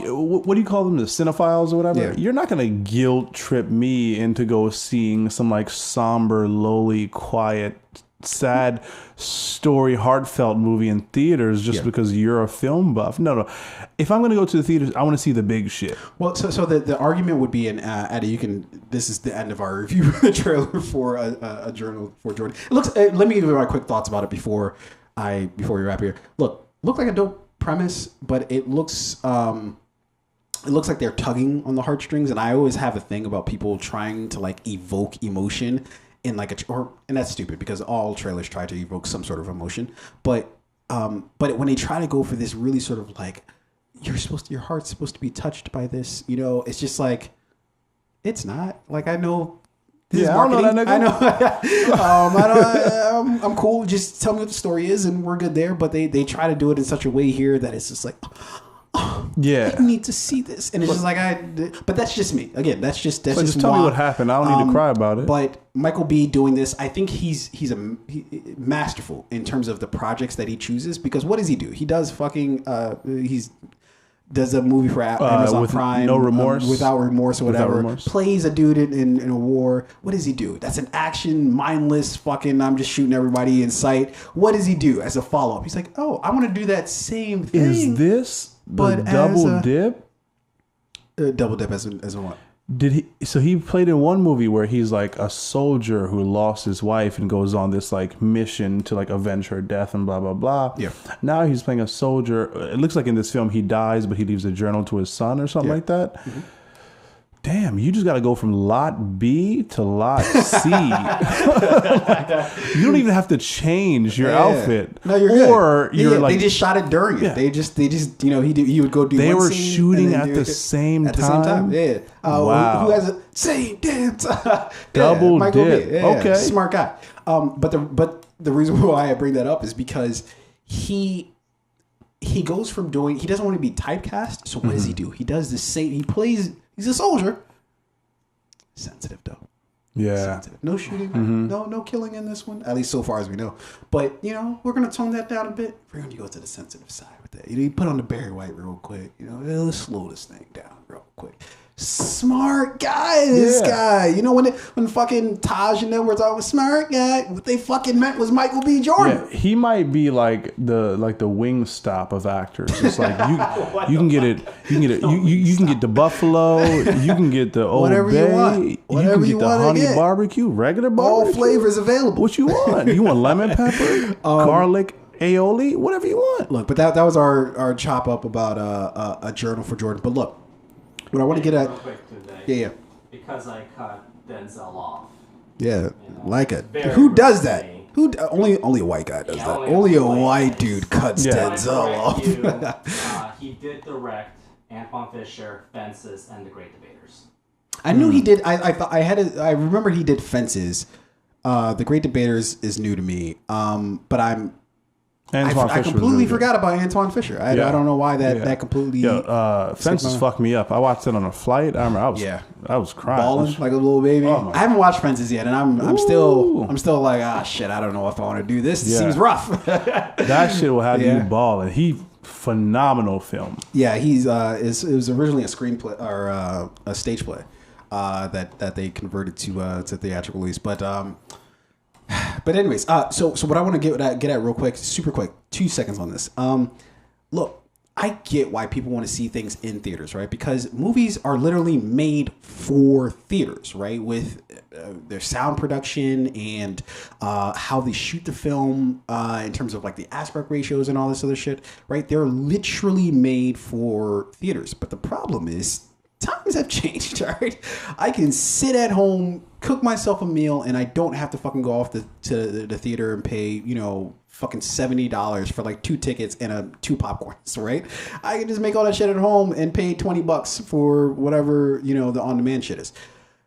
People are weird in the sense that they argue against this. It's like, oh, this is disturbing the theatrical release. Bitch, I'm not made of money. Like, I don't know what I have to communicate. If you came down on the price, like if it was the same for us to go to theaters now as it was like 40 years ago, cool. I have no problem paying $5 for a fucking ticket, and it wasn't even that. It's probably less, right? Yeah, it's probably like $3-4, right? For a ticket, if it cost the same for concession stand as it did 30-40 years ago, cool. Times have fucking changed. Those prices are OC. If people don't know what the fuck OC is, out of control, okay? You're out of fucking control, right? And so when I say I don't want to go to theaters, it doesn't mean that I don't enjoy the theatrical release, because look, I just went to go see The Green Knight twice. Wildly different experiences both times seeing it. First time seeing it, I saw it. This theater only had like 2 people in it. I saw it up the street at the Charles. The Charles is basically just like your local like fucking art house like film theater, right? Like they don't show all the big releases. Oh, they do sometimes, but not all the time, right? Mostly they show like the indie films, right? Yeah. There was 2 people in the theater, right? And it was just like it was just basically as if I was like sitting home watching it, right? Because there was like not that many people there. The second time, it was like middle of the day on Saturday. There were not a lot, but a healthy amount of people there, right? Plus I saw it with like other people, like in my row. Different experience because people laughed at times. I didn't laugh, and I noticed that of like, oh, that's interesting. You laughed at this moment, but I didn't necessarily find it that funny. Or like we all collectively laughed at some scenes, and that made it feel a little different. But if that cost me like $80 to fucking do that versus just sitting at home to watch the fucking movie, I'm going to sit at home and watch the fucking movie unless the movie is that fucking like theatrical where it has the bells and the fucking whistles where I'm like, I have to see this. I have to see this on big screen. So, and a quick note about that. So when I went to see both Old and The Green Knight in theaters, so two very different experiences. I'm sure. So The Green Knight, for some reason, like the girl that was sitting directly next to me, and this is not to make fun of or stigmatize. Say it. Just say it. Don't try to dress it up. Just say it, right? But I believe she may have had like a disorder like Tourette's or something like that. Because like she would fidget every 30 seconds. Now, when you say the girl you were sitting next to, I assume you're not meaning... No. I'm not meaning my girl. I mean like the girl I was just another so like person. we'd be watching the movie and then like every like 2 or 3 minutes she would just be like, I'm not laughing. I don't want to laugh at this. Listen, I'm not laughing. I'm not laughing at it. And like, so again, it didn't really bother me, you know, like, because it wasn't too distracting or disturbing. And it was still a great film. But that's like, pretty distracting. I didn't mind it as much as like my girlfriend Emily did. But like literally every like 2 or 3 minutes, you would just... Yeah, that's and I'll be like, okay, you know, okay. Like I don't want to make anybody feel uncomfortable, right? Like it's not my right to make them feel uncomfortable. So, but the film was still great, right? But what you're talking about is you don't control the circumstance when that happens, right? Like if you're sitting next to this person, that's just you sitting next to this person for the rest of the film. And those circumstances have a great impact on like how you take film experience. I went to go see The Lion King. The theater, for some fucking reason, I don't know if they're having like a fucking sewer issue or something like that. The whole smelled like shit. Yo, the whole fucking theater smelled like shit. Nah. Not only that, but there were people in the theater who were just fucking just being obnoxious. They must have been on some sort of drugs or some shit because they were just like fucking spazzing out during the whole course of the movie. And then the sound for the movie, there must have been something wrong with like the fucking technical side of it where the sound just wasn't, you can barely kind of like hear the movie. Yeah. All those were out of my control and I fucking spent like $60 to go see this movie. Look, most movies, I'm not gonna lie, like you generally don't have problems like that going like this Tourette's issue. That's not every time you fucking go to the theater that somebody's got an issue, right? But it's just like, I'm not fucking spending $60 to sit in a fucking theater just to sit in the dark next to you know somebody who's gonna fucking like make my whether they have an issue like that or they're just speaking loudly like oh shit like watch out like no, if we're at home and the other person is talking loudly, I'm like yo, shut up. And especially movies like this, right, where like you really have to pay attention to everything that's going on in the movie. Like the movie's about the dialogue, it's about the plot, it's about the characters, and it's about like some underlying messages, right? But if I'm gonna go see fucking Transformers: Dark Side of the Moon, I don't need to. Yeah. We're good. Just cue it up. Hey, just quiet down over there. Let me watch it blow up in peace, right? Yeah. So again, like for those types of movies, home. Transformers, I'm going to the theaters to see it because I want the big shit. Exactly. Yeah, like I have no problem seeing some big action movie. Anyways, we spent already too much time on that. Yeah. Let's quickly blow through the rest of our topics here. So let's. I really the other thing. I'm not too interested. We're gonna blow through it. I promise you, we'll get out of here at a reasonable time. But I do want to touch on these topics mostly because I need content for the channel. Let's do it. Okay, so look, let's talk about this I Am Legend situation. So look, with this whole coronavirus situation, everybody's spazzing the fuck out. Nothing makes sense anymore. I don't want to get vaccinated because I'm scared. The government's forcing it into my body. The chips in our body. We're becoming magnetized. Whatever fucking crazy thing they're saying. Look, I'm not saying that you shouldn't be skeptical of something. I'm just saying, like, for one, yeah, absolutely, do your research. I wouldn't expect anything less. But then also fucking live in the realm of reality, right? Like, if you're going to have an objection for something, fucking live in reality with your objection, right? So with the coronavirus, there's a whole bunch of people out there fucking just not getting the vaccine, not because it's like there's like true like actual concrete scientific fucking concerns about it, right? No, not that. It's just the zombies on fucking I Am Legend. The fucking zombies on a fictional film based off of a fictional work is going to be your guidance in terms of how this plays out. You're a fucking idiot. Look, let me explain. So, basically, there was this article that came out in the New York Times that basically explained that like an employee of somewhere, I don't know if it was, I don't know where the fuck it was, but an employee somewhere basically had concerns of the vaccine because they had watched the movie I Am Legend starring Will Smith, and they were like, oh, well, I mean, that's how it happened in the movie, right? Like these, they took a vaccine and then all these people turned into a zombie. I don't want to do that. I saw the example of it on fucking, in theaters. I paid my $60 and I saw what happens at the end of this story. Yeah. When you ask, like, if murder wasn't legal, would you murder? Yeah. That's the answer. Yeah. Yes. In situations like this, oh my God. Like you just wish if you could stab this guy a few times in an alley, I would. Look, but continue. So that employee, the co-writer, the co-writer for the film had to come out on Twitter and be like, literally like say, oh my God, it's a movie. I made that up. It's not real. Yeah. So this guy is Goldsman is his last name. He basically was like on Twitter like, dude, I fucking made this shit up. I was fucking scratching my balls, and when I'm like, hey, this might be a good thing for a fucking film. And then on top of that, they weren't even correct about that actual aspect of the film. What happened in the film is basically somebody was doing some engineering to a virus as like a cure to cancer, right? Which is different from fucking having a vaccine that we have plenty of fucking not only, it's so stupid for so many reasons. One of which is, dude, like the flu vaccines out there, fucking measles, fucking nobody gets polio Hepatitis anymore. A, B, C, you gotta get vaccinated for all those things. You take plenty of fucking medicines for fucking random shit. No one knows what's in Casamigos. Everyone's just drinking it. I don't know what the fuck that is. Was that English that you just spoke? It's George Clooney's tequila, which is like the biggest new tequila out. We don't know what's in it, but we drink it all the time, just like we don't know what's in the fucking if the Moderna. Government was genuine, look, they put shit in your salt. The salt that you're pouring on your food. What the fuck? There's iodine. Ionized. What is it? Ionized. Iodine. That's what's in salt. Iodine. Iodine. Yes. Iodine. Look, let's just move past this. Sorry. What does that even mean? Yeah, I'm not even. I can't even pronounce that word. I can say vaccine though. No, but the point that I'm trying to, they put shit in your water, your tap water that you're pouring out your fucking tap. There's shit in that. Yeah. Fucking Parks and Rec already went over I don't know okay? what's in Mio.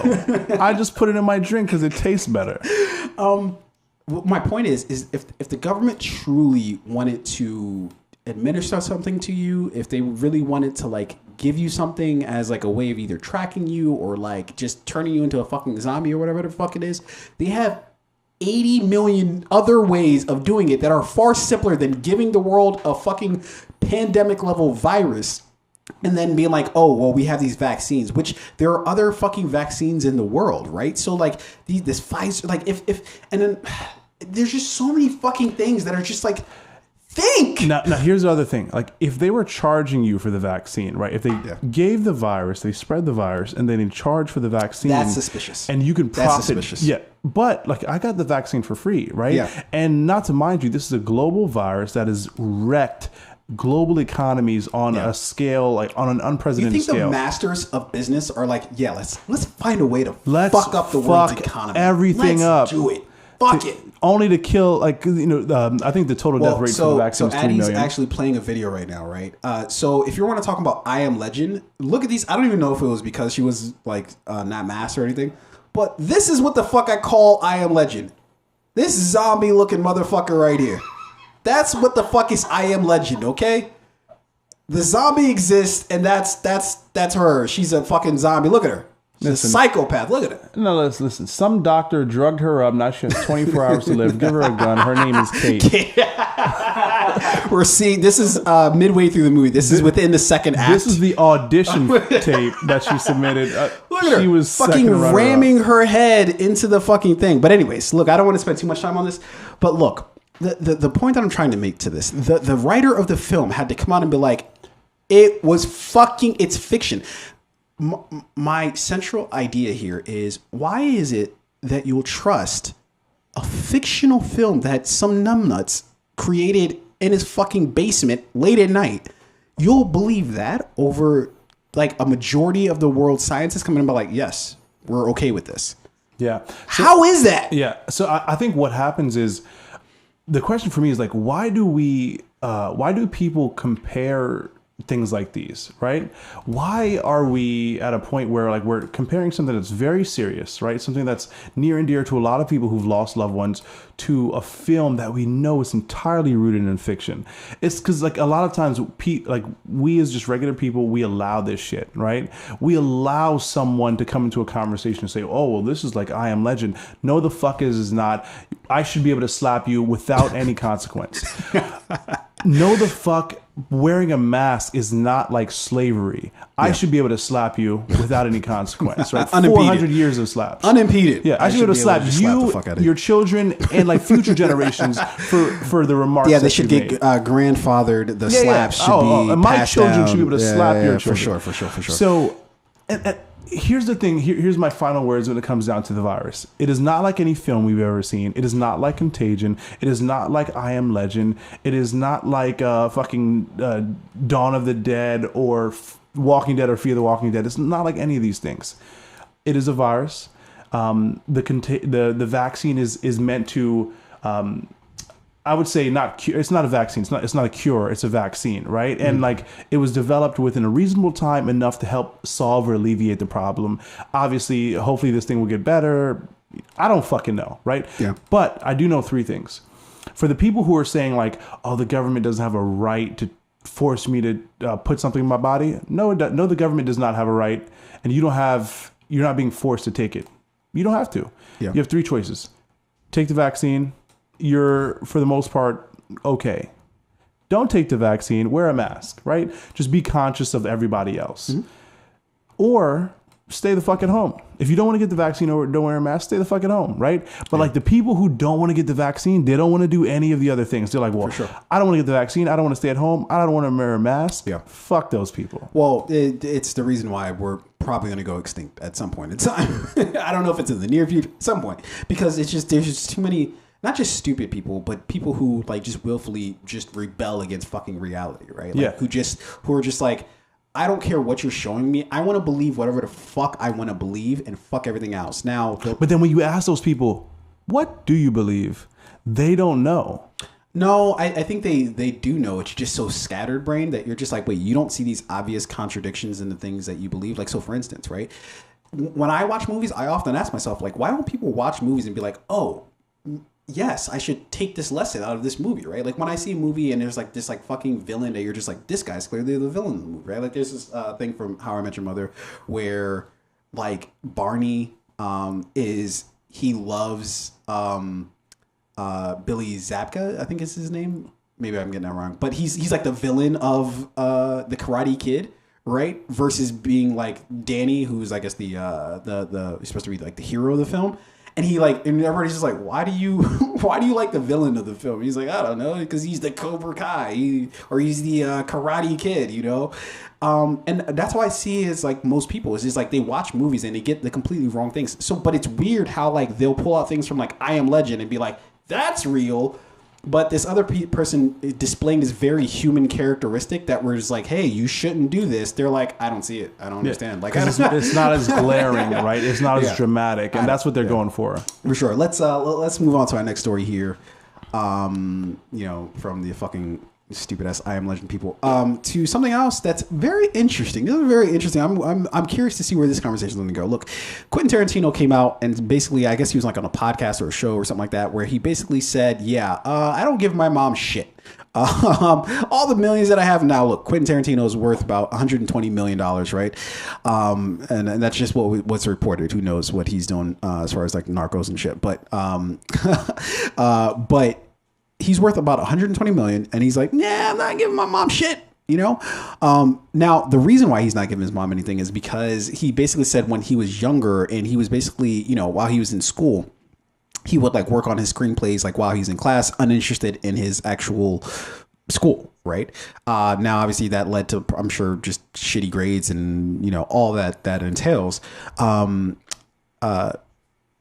and his mom basically told him, hey, you know, and I can give you the exact quote that he says is, he says, and then in the middle of the little tirade, she said, oh, and by the way, this little writing career, and then he says with finger quote, this little writing career that you're doing, that expletive, I don't know who the fuck wrote this article, but you can just fucking say it, is expletive over.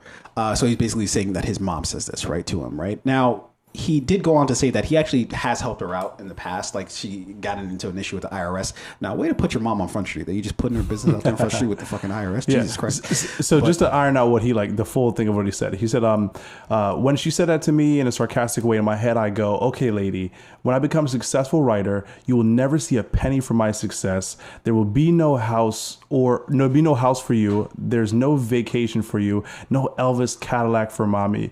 You won't, you get nothing because you said that. And then he said he helped out over jam with the IRS. Yeah. Addy, this is number 4 for the stories. If you want to change the lower third. Didn't Aaron Rodgers do something like this? The lower thirds are wrong.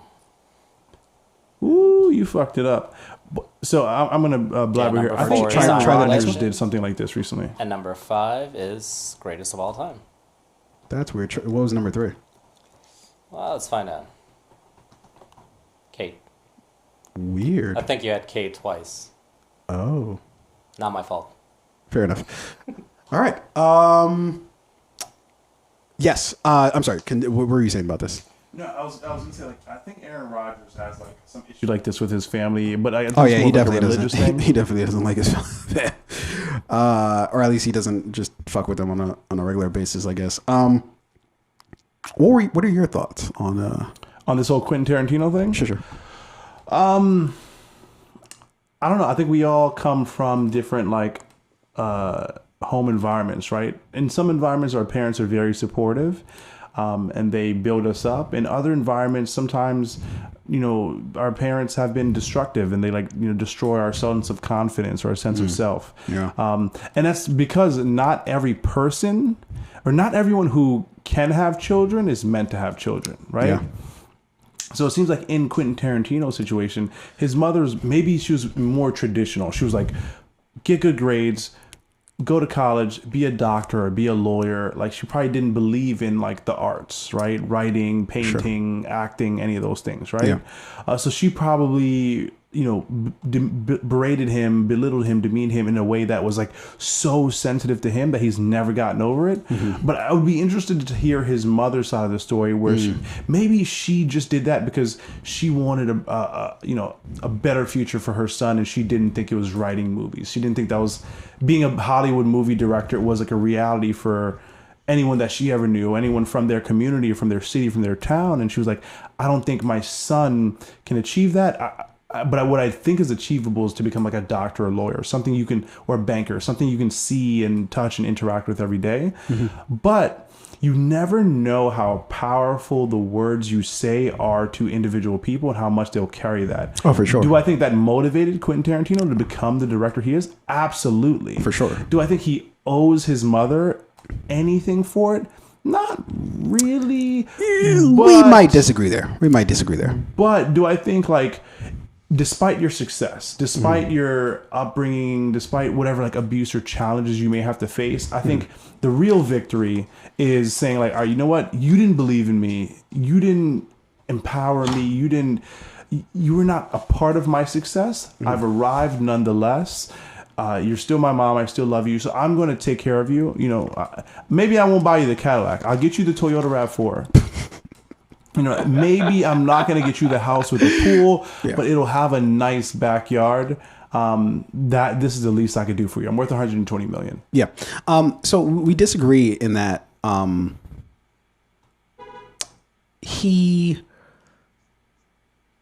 does owe something.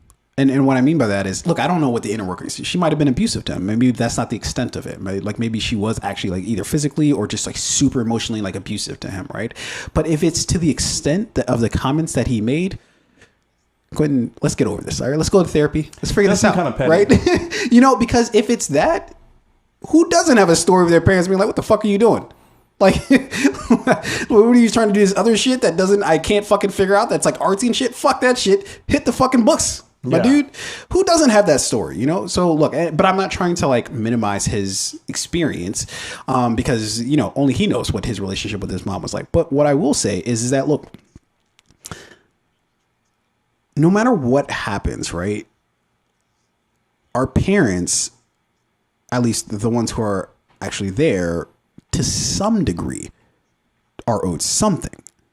Bringing you into this world, and that is only worth so much because a lot of people can fucking, you know, procreate. If right? my girlfriend were here, she would say that any child brought into this world did not ask to be brought in. Fair enough. They were just brought here. No, but you're absolutely right. No child asked to be brought into the world. But what I'm saying is they brought you into the world in terms of they brought you into the world and at least some degree taking care of you. I'm not talking about those shitty parents who just fucking have kids and they're like, fuck this kid, right? And just like fucking leave him wherever. If my girlfriend, to play devil's advocate, she would say that not only it is for each child, right? They don't choose to be brought into this world. Yeah. But it is not that like it's not like they're asking you to provide for them. It is your legal responsibility to do so. I'm not fighting against these. These aren't false statements. I'm not playing devil's advocate. No, you're good to play devil's advocate. What I'm saying is, it's absolutely correct. I'm not fighting against that. But what I'm saying is, but even that in its essence, isn't that still worth something considering the alternative, right? Like you could have a kid and just leave him in the fuck. I was just watching the movie, one of my favorite movies of all time, Losing Isaiah. I was watching that the other day about, and it's basically like Halle Berry. She plays a drug addict who leaves her kid in like a fucking dumpster and goes back to find him. And he's like already gone. No, her kid got ran over by the car. Not Monster Ball, but thanks for that spoiler alert for the people who want to watch Monster Ball or who are late to that party. But yeah, like she just left her kid in a dumpster. What I'm saying is that's gotta be worth something. There are a lot of shitty parents, and look, you know, talking to Addie here, I'm sure. For one, I feel like my dad, and I make no, a small thing about this. My dad's a piece of shit. I have no problem saying that on a podcast, you know. I think the difference with when I look at like my dad is like my problem with him is that for one, he was just so problematic, like just period, just as a human being. And on top of that, he ain't take care of shit. You know what I mean? Like that's like it's a different vibe when the person doesn't give a fuck, like whether you're eating, whether you're sleeping, whether you're doing whatever. It's a different vibe when that person's just not there to like take care of, or when they're there, they just don't give a shit, you know? Yeah. Like that's a different vibe than somebody who's like, okay, I'm gonna make sure you eat, I'm gonna make sure you go to school, I'm gonna make sure I care about you doing something in school. Different vibe than somebody who's just like, I don't give a shit. You know? If you won $100 million today, what would be your payback for your father? Probably just if he has like any sort of like medical issues or medical debt or whatever, I'd probably take care of that. But that's to the extent of it. So unlike, it's kind of like so no house, no Cadillac. No, but that's different from. I think that's a little different from Quentin Tarantino's scenario where his mom was trying to get him to do better in school. I don't think that's a bad thing, you know, that she's saying. I think it's short-sighted on her part to not recognize that, hey, this thing that he's working on could actually turn out to be a thing. But which one of our parents do? Like, unless you're fucking hippies from like the 70s. Like, so the thing that I will give him is like this is a very small fraction of the story, right? We don't know, like, maybe this is a persistent thing throughout his entire childhood, right? Maybe this abuse that he's speaking of in this one situation is something that happened every day for many, many years. And maybe there was other forms of abuse that happened. I think it's interesting that, like, if you have a kid and when you get, when your kids get older and you get older, if their tone, their whole vibe is pretty much like, yo, fuck you, I feel like you did something wrong more so than like they're ungrateful. I would have to agree with that. I would have to agree with that. If you're not friends with your kid by the time that they reach their teenage years, look, teenagers are just a fucking nightmare. I was a nightmare when I was a teenager. I'm sure you were probably the same. Yeah. But I think that the errors that I see with my, like more specifically with my mom, for instance, is that I think you really do have to be truly invested into your kid's life, as in like, hey, we're gonna be we're gonna be friends, when you get to be the Look, there's a dog in here. My dog, Bud here, he's always trying to be a part of the show. This fucking loud ass nails. Yikes. Yeah. Sorry, guys. That's dog abuse. But you do really look. You have a kid. So I'm sure you have a completely different outlook on this than I do. But I feel like you have to like be invested in the kid's life, as in like, hey, we're gonna be buddies. Like, you know, I'm still your parent, but I gotta be like, I gotta figure out like what's going on, and not from a what are you doing kind of way, but from a hey, talk to me. Yeah. Well, how was your day like? Also, you need to know I will whoop your ass, but like, hopefully, come on, I'm not gonna do that every day. Just yeah, occasionally, I gotta like punch you in the chest real quick. Mondays at 7:00 because I know you did something wrong. Yeah. But at the end of the day, right? Like when you talk about 20, 30 years later, when you're late in life, I think if you were not even a good parent, just a halfway decent parent, you're gonna arrive to the point where you're older and your kid is like, okay, you know what? I'll pay it back, right? I'll take care of you. I'm not just gonna be like, fuck you. If your kid just straight up walk past you at the mall, or like if you're at Starbucks and like you look behind you and your kid is behind you and they ignore you or don't pay for your coffee, you fucked up. Don't pay for your coffee. If they're like, you know, hey, Dad, you know, this one's on me. And they're like, yo, I don't fucking know this guy. Spit in his cup. You fucked up. So I wonder what Quentin Tarantino's mom did. But fuck them both. We've got some exciting shit to get to. Ooh, I might catch a body tonight. Listen, I already got to be in court on Monday, okay? I just feel like I'm going to rack up charges after tonight. Yeah. No, I'm sorry. It's Tuesday. But yeah. Well, it's not Tuesday. Or the court's Tuesday? Is that what you're saying? No. I mean, I was just joking. It's Wednesday today, so I don't know if you know. Okay. Yeah, I know it. Yeah, you're confused already. I'm excited. I meant Monday as in this upcoming Monday, but then you ruined the joke, so I flipped it to Tuesday. I don't know where this is going. Please get on to whatever the fuck you're trying to say. So you ruined the joke. Anyway. That was my intent. Make you look bad off the bat. That's to catch a body here in this debate. I'm going to rack up these charges. Okay. Tough talk. Oh, listen, that's a lot of things. The key to life is low expectations. So now you're ratcheting up the expectations. People are going to be having wild expectations for you for the rest of this program. Key to life is high expectations. Getting paid for those high expectations and under-delivering like Trump, and then just get out of there. Right? I'm out. You paid me for those high expectations. You paid that high amount. Yeah. I under-delivered. I'm still out. Fair enough. Let's go. Look, man, we've been doing this greatest show of all time bracket. Look, last week we did Mad Men and Friends. I'm not trying to gloat or anything like that, but Addy put it out on his IG. We put it out on the Fade Podcast IG. Looks like Friends might take it with the audience at least. I don't know what Sergio's vote was, so we can't really call that one. That might, you know what they say on election, too close to call. That might be too close to call right now. Okay, so we'll hold off on that a week. It's fine. At the end of this, we only have one more week to go as far as the first round goes. We'll announce what all the winners are, what round 2 is going to look like. Okay. Tonight, though, very exciting matchup.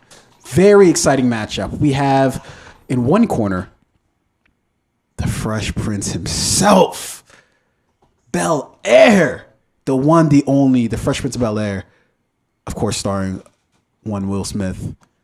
And in the other corner, the grimy, the gritty, intense, The Wire. Ooh, what a matchup. Let me get a clap one time from everybody for the matchup. Come on, everybody. Come on, man. There you go. I got some trumpets. Why can't you ride with? I'm trying to hype the whole thing up. Why won't you hype? Yeah, true. I should. Jesus Christ. I'm in battle mode. Okay, you're right. I'm trying to give us some fucking push here, and you're like, no. Listen, I'm in war mode. Okay, you're right. I should have rode with you on that one. Like, if you can't get excited about it, how come everybody else get excited? Anyways, look. Let's play no games. Let's mince no words. Let's just get into the battle here. our first category, as with every week thus far, we have 3 categories: acting, character development, overall story, and a wild card category. This tonight is going to be best episode of the series. Okay. And so we're going to go through one by one. How should we decide who goes first? Are we going to let Addie decide? Should we do a coin flip? Like, what's going to be? You went first the first week. I went first last week. Let's let Addie decide. Okay. All right. Oh, where's my mic at? There we go. All right, we're going to have Tunde go first. Okay. Only because you got to come out hot. Otherwise, you're probably going to lose again. I'm just being real. Addie, you for one, we don't even know if I lost friends, right? Because we still need surgery as well. It's but then 2, 88% on my ID. 2, so you got that. 2. Listen, don't try to hype yourself up. He said what he said. Deal with it. We got a show to do. Extremely well under pressure. Let's don't try to add pressure as if I'm gonna fold. Boy, you don't know me. You know what Boy, open up the I'm show. LeBron in Game 6 of the series. Okay, you're like R.J. Smith when he went the other way. First of all, it's J.R. Smith, J.R.R.J. whatever, whatever works for you. We don't need to remember. If that's how your facts roll tonight, I feel like I'm in for a good night. I'm in for a good night. Jesus, you still don't know. See? Nobody knows. Let's go. Good night for me. Anyways, okay, let's roll with it. I need the bell. Ring me in. All right. That first category is acting. Okay. So where I'll start with the acting is that everybody on the show for The Wire does a fucking fantastic job. But really where I want to focus my attention, not only are there the actual actors for the show doing such a great job, right, with the show that, numerous awards that they're up for, yada, yada. The fact that like a third of their cast are Baltimore natives aren't even actors, and they were still able to produce a convincing show. Beyond words, how fucking great that is. We have Snoop. Everybody knows who the fuck Snoop is, right? Felicia Snoop Pearson, right? Jay Landsman was in the series. Ed fucking Norris, who's actually a fucking cop in the series, right? Doesn't skip a beat. Now, you might say to yourself, well, that's fine, whatever, right?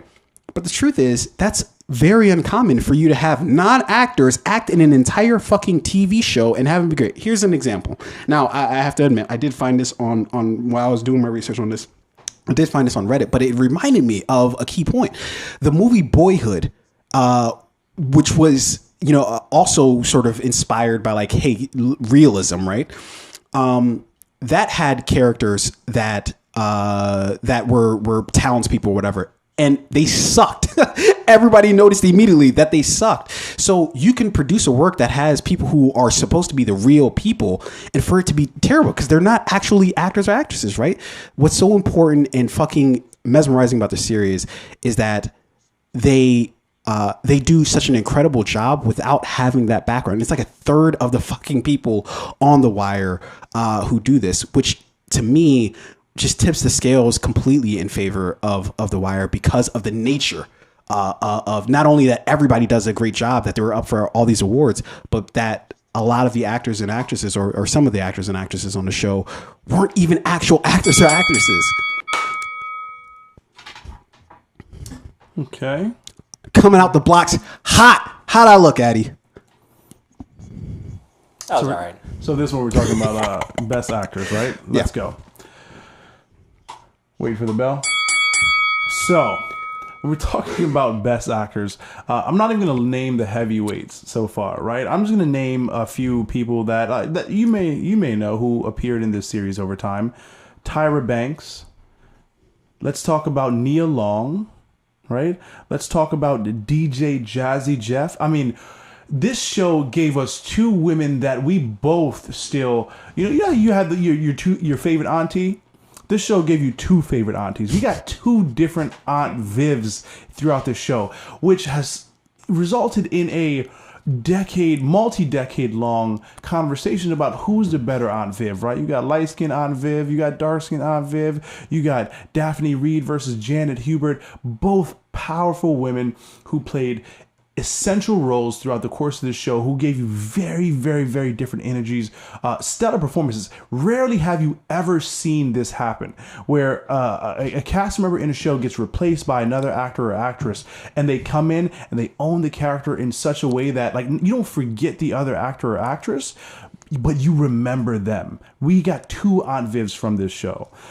We've got Hilary Banks. We've got Jeffrey the Butler, Tatiana Ali, Alfonso Rubio, who is now, I believe, the host of this game show. It's like some fucking game show. I forget what it is. But anyway, but he's still doing a lot of great things in Hollywood. But like, let's get to the heavyweights. Heavyweights, okay? First things first. Rest in peace, Uncle Phil. Okay? And when I talk about Uncle Phil, you know who the fuck I'm talking about. James Avery, stellar screen actor as well as stage play actor who played Philip Banks from 1990 to 1996. We all know and love Uncle Phil. Such a powerful presence. The father figure that, you know, at this point in time in the early 90s, everybody wished they had. He was a lawyer, a prominent figure in the Bel-Air area community. He was who you wanted to be. You didn't even get to your best one. I didn't have to. Yikes. I forgot to mention Will Smith, but, you know, I didn't have to. Fair enough. And also, it's not about the best actor actress, right? It's about like who has the better acting overall, right? Like, unless I'm mistaking the category. Yeah, listen, I didn't even have to get there. And you just named. Okay, anyways. All right, early on, Tunde, you got this. Of course. Yeah, I know how this is going to turn out. Sure, I know how the end of this story is going to be. All right, I know what the end of the story is. All right, let's go to the character development. Okay. So if we're talking about character development, right? Look, you said it earlier in the show, arc, right? I love the story. I love the word arc, right? That's because every character, when you're talking about character development, has a story arc, right? What's interesting about The Wire is that it's kind of like an anthology, but it's not really, in that you stick with the same characters throughout the entirety of the show, but each season is a different thing altogether, right? That there might be a couple little storylines that pass along, but every character has a full story arc within each season, right? But that's not even where I even want to focus, right? Where I want to focus is how many different ways they approach their character developments, right? In terms of the story arcs. For one, they do, at least what I'm deeming as mirror story arcs, right? That they'll have 2 characters who have like opposing story arcs where you'll see one ascending or one descending. You'll see them, one character, being the protagonist while you have another being the antagonist, and they play off of each other even with an ensemble cast, which isn't, you don't see that too often. And it doesn't matter if one's the cop and one's the criminal, right? They play around with it so well. And the criminals and the cops tend to have like mirror story arcs, right? But what's really interesting in what they do with The Wire, some of the times the arcs are the inverse of what is like the typical cop and criminal trend, right? Where you might have the cop be the good person who's doing the good things, and you have the criminal doing the bad things. In The Wire, it's often inverse, where you'll have the criminal who's actually living by a code, and the cop who abandons the code at the first sight of any sort of trouble or panic, which is so interesting for a story. But what does that do? That makes it so realistic. It's a realistic thing that they're doing. Over on time. Are you kidding me? You didn't even. You're over on time. Addy, really? Reclaiming my time. Whatever. I asked the jury to forget the last few words of Tunde. This reeks of desperation. Wait, is this a? Am I on? No. Yeah, give him restart him, Addy. Give me another bell. Restart him. So, Will Smith character, Will Smith in the show, The Fresh Prince of Bel-Air. Jesus Christ. So obviously, you know, he's a teenager from West Philadelphia, where he was born and raised. Are you gonna recite this? Who gets shipped off by his mom to live a better life in the Bel-Air area, right? With his uncle Philip Banks and Vivian Banks. And we see in the first season, we see this like kid who's essentially like out of place in his environment, right? Who is used to being from this rough area, who's not used to the lifestyle, the politics, and all the things that go into being and growing up in an area called, in an area like Bel-Air. However, this young man, we see him like adapt to his environment. Not only does he adapt, but he becomes more of himself, like the version of himself that like he was maybe truly intended to be. We see him become this young man who's now like ambitious, who has goals, who wants to go to college, who has escaped the environment that he was born into, and he's now thriving in the environment that he's been thrust into, right? So not only throughout the show do we get to watch Will Smith's character development, we get to watch him as a person and as a character grow throughout the show. We see how he impacts some of the characters around him, like his relationship with Carlton Banks, played by Alfonso Rubio. Carlton is just like a guy who's like, he's born to a rich family, he's used to this Bel-Air lifestyle, he is unaware of his of his privilege, and same thing with Hillary Banks, right? They're unaware of their privilege, and Phil and Will comes in, and he's able to like show them like just how privileged they are, and show them how like, you know, how the life that they live is not the norm, and how they should be thankful for it. And what you see throughout the show is everyone grows and develops from Will's experience as somewhat of an outsider moving into this Bel-Air neighborhood, and you really get to see all that growth happen for all the characters throughout the show. You went over your time. But before we start this next segment, though, I will contest something, and you feel free to contest anything that I said as well. No, wait, hold on. Did you just play the bell again? No. Okay. Maybe I just heard it on the. I'm listening to the stream at the same time. Maybe I just heard that. The interesting thing about what you said is I don't know if he really changes the other characters, right? Like, sure, during some episodes, like there's a reflection there, but Carlton is still kind of Carlton by the end of the show, as is Hillary. Like, they're both kind of still vain people by the end of the show. Sure. So I think they're still very much privileged individuals, right? Yeah. But I think towards the end of the show, like I think Carlton goes through a lot of change where he becomes aware of his privilege, and he's like, you know what? But like how so though? So you know, we'll get to this in one of our next segments. But like okay. If you need to reveal it, then don't. Like I'd much rather discover that. It is through Will that they go through certain experiences, getting arrested, getting in trouble, getting like typecasted. But I guess what I'm trying to say is these are events that happen, but it doesn't necessarily. That's to me at least, and you might explain it when you explain in the next segment. But like that's not like an indication of change. That's just like a thing that happens. It's an event, but it's the events in our lives that change us as people, right, and force us to grow or not grow. Interesting, you say that. I'm going to touch on that. Yeah, let's go. I'm going to touch on that. Okay. All right. So the next segment is an overall story, right? So look, I can go in so many fucking different directions with The Wire, but I'll just let The Wire speak for me. In that there are literal college courses taught on the plot, or not just the plot, but the overall story of The Wire, right? At Johns Hopkins, at Brown, at Harvard. It's literally courses taught on this show, right? The Washington Post explained, and I'll just read a quote here. The Washington Post explained why Harvard chose The Wire as a curriculum material for their course on urban inequality. And this is the quote from Harvard. Though scholars know the deindustrialization, crime, and prison, and the education systems are deeply intertwined, they must often give focused attention to just one topic in relative isolation at the expense of others. With the freedom of artistic expression, The Wire can be more creative. It can weave together the range of focus that the shape in the lives of urban poor. So in season 1 of The Wire, we talk about basically the Baltimore Police Department. In season 2 of The Wire, we talk about blue collar, working class. In season 3, we talk about politics. Season 4, school system. And season 5, media. Above all else, the show demonstrates something that's genuinely unique in the television world. Change to people is possible, but change to systems aren't. After each season, no systemic change happens, and we're off to the next system to explore. To truly change one system, all of the systems have to change together. That is so fucking hard to demonstrate, and The Wire did it to a fucking T. Even scholars have to admit this, so much that they're forced to put it in fucking curriculums.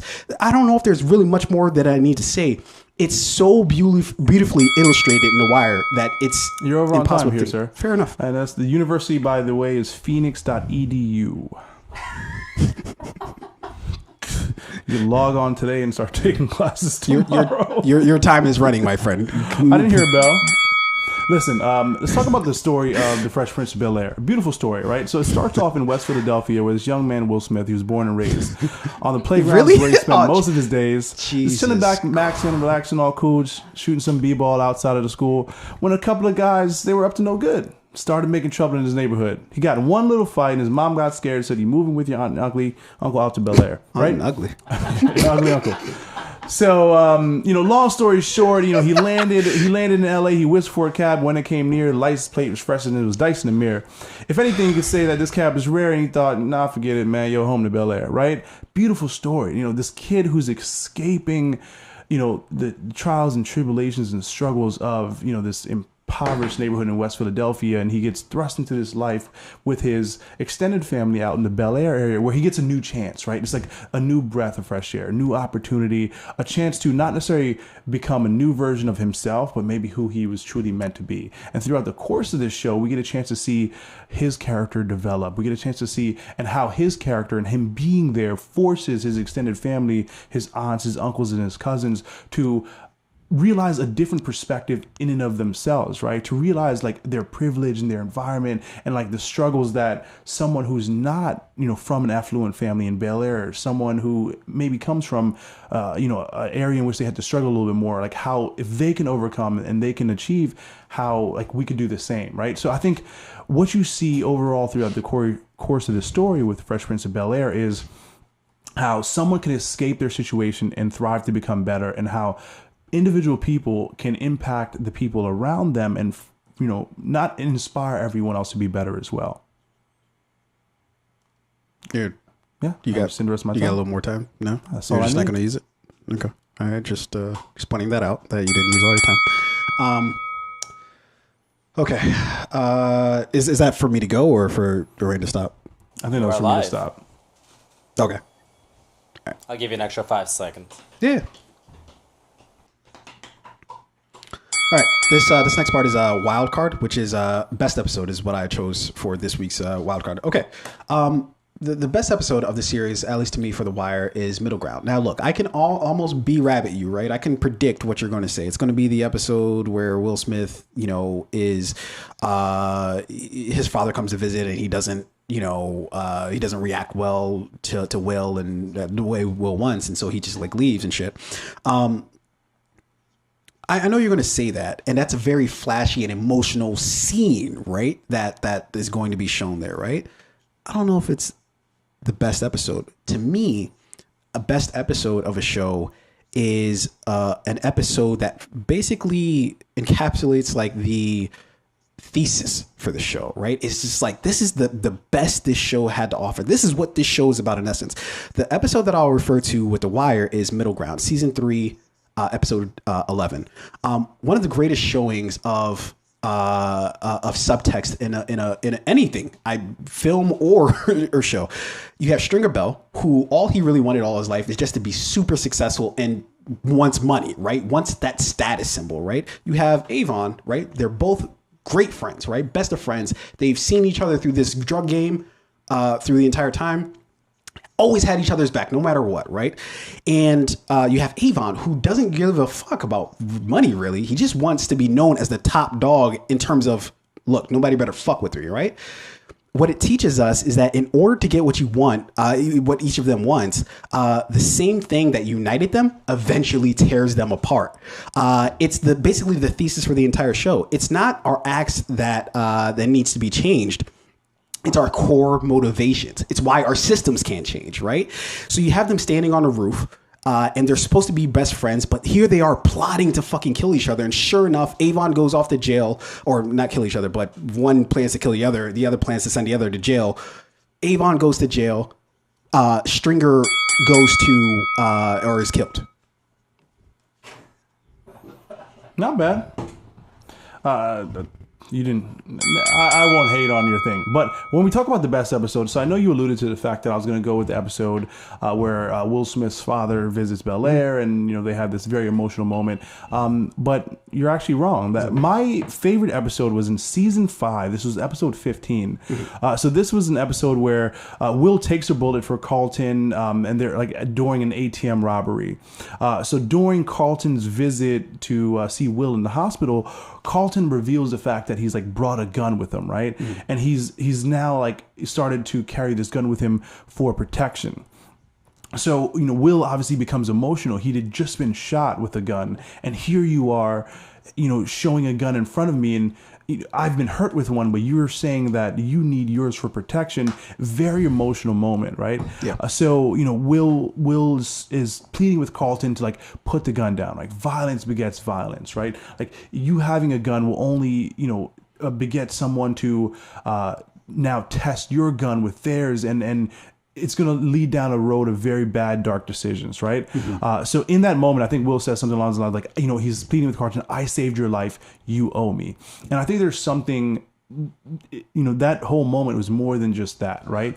I think it kind of like showed an arc of the show, right? Yeah, your word. Meaning that like, it wasn't necessarily Will, like in this moment, Will didn't save Carlton, right? Now, I mean, he saved him from the bullet, but like, it was his presence being there in Bel-Air that like, I think he saved this family, right? He saved the Banks family, and they also saved him in return. So it is this give and take of like, I've given you reason, I've given you like opportunity, I've given you purpose, you've given me the same thing, I've saved you, you saved me, we've saved each other. Let's not now like don't put me in a position where like now I have to deal with losing you, or you have to deal with losing me. So when we talk about character development, I think that's just it. We see Carlton and Will develop here, their relationship, their bond. Your overtime, as you did with me, you put the tribute sign up. What is this? Fair Hunger enough. Games? Fair enough. I volunteer myself for tribute. So yeah, now it's just it's everybody else to decide what comes to. That was I like that back and forth. The two excellent shows. Like let this tournament mean nothing in the way of speaking about the shows in terms of like if they were good or not. All fucking fantastic shows, right? So when you talk about Fresh Prince, when you talk about The Wire, both and contrasting styles in terms of how they approach, making the show, but Jesus Christ, did they both have an impact on culture overall? So let's not take anything away from them. But yeah, we'll let everybody else decide sort of how it all works out. I feel very confident. I feel very thorough. But we'll see. This might be one of those things where it's like depending on where you grew up. You know what I mean? Like, if you grew up. Or if you've seen the show, yeah, sure, definitely if you've seen the show. But if you grew up in like an environment like where The Wire was filmed, right, in like these rough neighborhoods in Baltimore, a show like Fresh Prince of Bel-Air might have been like just a humorous escape from like your reality, right? I mean, it was definitely like a humorous escape, yeah. Period. but like right. If you let's say you grew up in like a more like affluent, like privileged neighborhood, you may watch a show like The Wire and be like, this is an escape from my reality because my reality is nothing like this. That's a very interesting way of seeing it because I see it as not necessarily the opposite, but like it's all encompassing. I see the Fresh Prince as all encompassing. If you were somebody who's broke, in Baltimore, you identify with the world because he was broke living in Philly, and then he got this come ups where he got to go live with his rich uncle, that's a, you can identify with that to a decent extent, not necessarily with his experience of living there, but with the idea of you're growing up rough and then all of a sudden you get this like fucking ticket to like fucking Buckingham Palace. Yeah. And you're like, oh shit, so you can be like, you're already sort of identifying with him from that standpoint. And people who of like that dream, like, I would love to have that happen to me. Right. Whereas like, I feel like the Philly version of Will would watch like Fresh Prince and be like, yo, that would be amazing to live that life, right? And then like the Bel-Air version of Will would watch The Wire and be like, man, that lifestyle would be crazy, No, I don't, and it's not that I don't see that. What I guess what I'm saying is like, for the people who are affluent who are watching The Wire, I think it's a piercing of the veil, meaning that like it actually is the world in a way that here are these systems, right? The police, the fucking justice system, the education system, right? Here are all these things that you're just taking as pillars of society, and then you're seeing the fucking griminess that is the politics, right? You're seeing the griminess, everything that goes into. That's one of the most interesting parts that I don't really hear people talking about at the back end of The Wire, is how fucking politics affects everything, and it's like the fucking it's the Oz, in behind the curtain, right? But nobody really talks about it. And one of the interesting things about The Wire is, like, when people watch it, it's funny how many people have different takes on it, or different perspectives. Like, I've met people who that have watched The Wire and thought it was like fiction, like all of it was fiction. Now, granted, the characters and, like, some of the storylines are fake. Who have you met that thought The Wire, or at least it's clearly like it's fictional in the sense that it's a fucking show on TV. But like it goes through great lengths to make it as realistic as possible. Fictional in the sense of, like, Game of Thrones is fictional, right? Whereas, what is that? Who? I need to know the name. So I remember I was in Portland, Oregon at the airport, and my flight was in like an hour and 15 minutes or whatever. Well, so you started off in Portland, so I already know where this I was at the bar, and I was like talking to this white woman, and she was traveling back to the East Coast. I think she was from like Massachusetts or Connecticut, one of them. Natural. And we were talking. We just happened to be talking about. What's her name? Was her name Karen? Probably. It was either Karen or Kate. One of the two. So I remember she was talking like, we were talking about shows and whatnot. Like, what, because I think on the flight they were showing a movie and they had like different channels. Yeah. So we were talking about like shows and movies, and I think at this time is when I started watching. No, this is before I'd started watching The Wire. But I told her I was from Baltimore, and she was like, "Oh, have you ever seen The Wire?" I was like, "No, I actually haven't yet," because at this time I hadn't. And she was like, "Oh yeah, I just like finished season 1, and I just think like such like a gritty, grimy show, and like how do they like think up all of these different things, because like there's no way it could ever be like." She was talking about the show in a way in which it was like entirely made up and fabricated. Like this couldn't possibly be real. And I'm like, and I was telling her I live in Baltimore, and like there are a lot of neighborhoods in Baltimore. Like this neighborhood this show was like filmed in a lot of those Cherry Hill and West Side, East Side Baltimore. I'm like, lady, this shit is very real. Like these aren't necessarily just characters in show. Like these are characters based on real people. Just like as much as Friends was based off of like real people, the characters in The Wire were based off of real people too. Well, I would say that she's kind of the exception, not the rule, only because, for one, that's like the one thing with The Wire. It's why people have The Wire synonymous with Baltimore, right? Is that everybody thinks, oh, that's Baltimore all day, every day, right? Is that what's going on? But that's not the first time I've had that conversation. Fair enough. So like I also like so my girlfriend, her background is in education, right?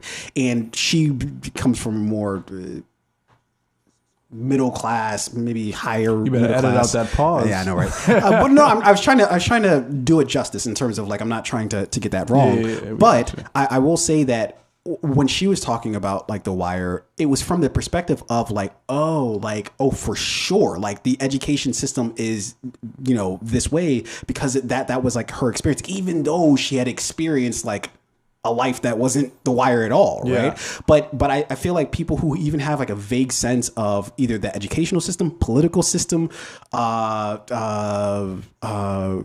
else? Whether they have had not skirmishes, but like interactions with like police and things like that. Political, I feel like policing, education, like all of that. All of that. I feel like people see enough realism into it to be like, oh, okay, I see what this show is. Like it's not deteriorate, like it's not so detached from reality. It's actually super realistic, but this is like a whole nother, you see, and it's kind of what I was saying in my overall thing, which is none of the systems, and I was talking about this earlier with her today, is that looking at them individually, it's so easy to be like, oh, this is what we need to do to fix this. This is what we need to do to fix that. But the problem is that you can't fucking fix any of them alone, right? Yeah. That if you try to fix one of the systems, all the other systems that already have all this fucking history behind it that's caked into it will not allow that system to be you try better. To fix education, the political system, and like will push back against that change. The judicial system will push back. Absolutely. You try to fix the other one. You have to change the entire thing. And what's beautifully dark about the series is that you watch it and you're like, oh, people are trying to come up with these solutions, and then all you see is like somebody come through like, we're going to slash your budget, or that program that you're talking, fuck that budget, or and I will say, that program. Throughout the wire, like even the kids who end up going down the wrong road, like you kind of just get it. You're just like, I see it. They had no other choice. I see it. But either way, vote Fresh Prince of Bel-Air when you cast your votes on the Fade Podcast Instagram page. Yeah. My Instagram page, Addie's Toon Days, wherever you vote. Yeah. Vote Fresh Prince of Bel-Air. I'll throw it up, but I wanted to add a quick tidbit to that whole The Wire story with. So I listened to 105.7 FM Sports Talk, whatever, and Ed Norris is one of the hosts on there in the morning show. He's literally an actor on the show. Yeah, he was literally an actor. So he actually was given a interesting story about all this, and he was saying that I forgot what the term for it was, but it was something along the lines of I don't know, danger tourism or something, where it's actually an entire industry of really suburban students wanting to come to Baltimore to live specifically because of The Wire, to see if it actually is as The Wire describes it. That's crazy. Which I just insane. It blew my mind. Yeah. We have gentrification because people want to experience The Wire. Yeah. That's insane. Which ends up in a weird way changing the aspect of The Wire, right? Like that right. Baltimore is a predominantly black city, and then you have this influx of people who, black and poor, but you have this influx of people who aren't that, who then change the fabric of what Baltimore is. Ironic in a major sense, but that just is a testament to what The Wire is. It's a I don't know. There's almost nothing after I must admit, watching The Wire, and I promise we'll get out of here. But you're selling this. no, but I'm not. I'll cut the thing off for this, in terms of the voting and stuff. You can keep it. But the thing that I find most interesting about The Wire, at first, I was watching the first couple seasons, and I didn't really I was like, why is this show? Why does everybody consider the show to be one of the best shows ever? But as you continue to watch, you see how everything, it's like a fucking puzzle that you keep finding different pieces for you. And you're just by the end of it, you're like, oh shit, this is a complete story. This isn't just this one season we're doing this and the other season we're doing something completely different because of fuck it, No, it all, you see the fucking intertwinings of it so much so, and it's so realistic, so that you get people who are like, I'm going to Baltimore to see if that's really what it's like in Baltimore. That's fucking crazy to me. I will say that is wild. I hadn't heard of that, Addy, so thank you for bringing that up. But I mean, great show. I think they're both great shows, Fresh Prince or The Wire, whichever one you prefer. Just vote. We'd love to hear your thoughts. For sure. No matter who you vote for, vote for The Wire. But vote nonetheless, even if your pick isn't The Wire, but vote The Wire. Well, with that, ladies and gentlemen, I think we're going to deuce the fuck out here. We've been here a very long time. With that, hit the like button, hit the subscribe button, hit that share button, hit that whatever button. Until then, we'll hit the usual protocol. Fade out.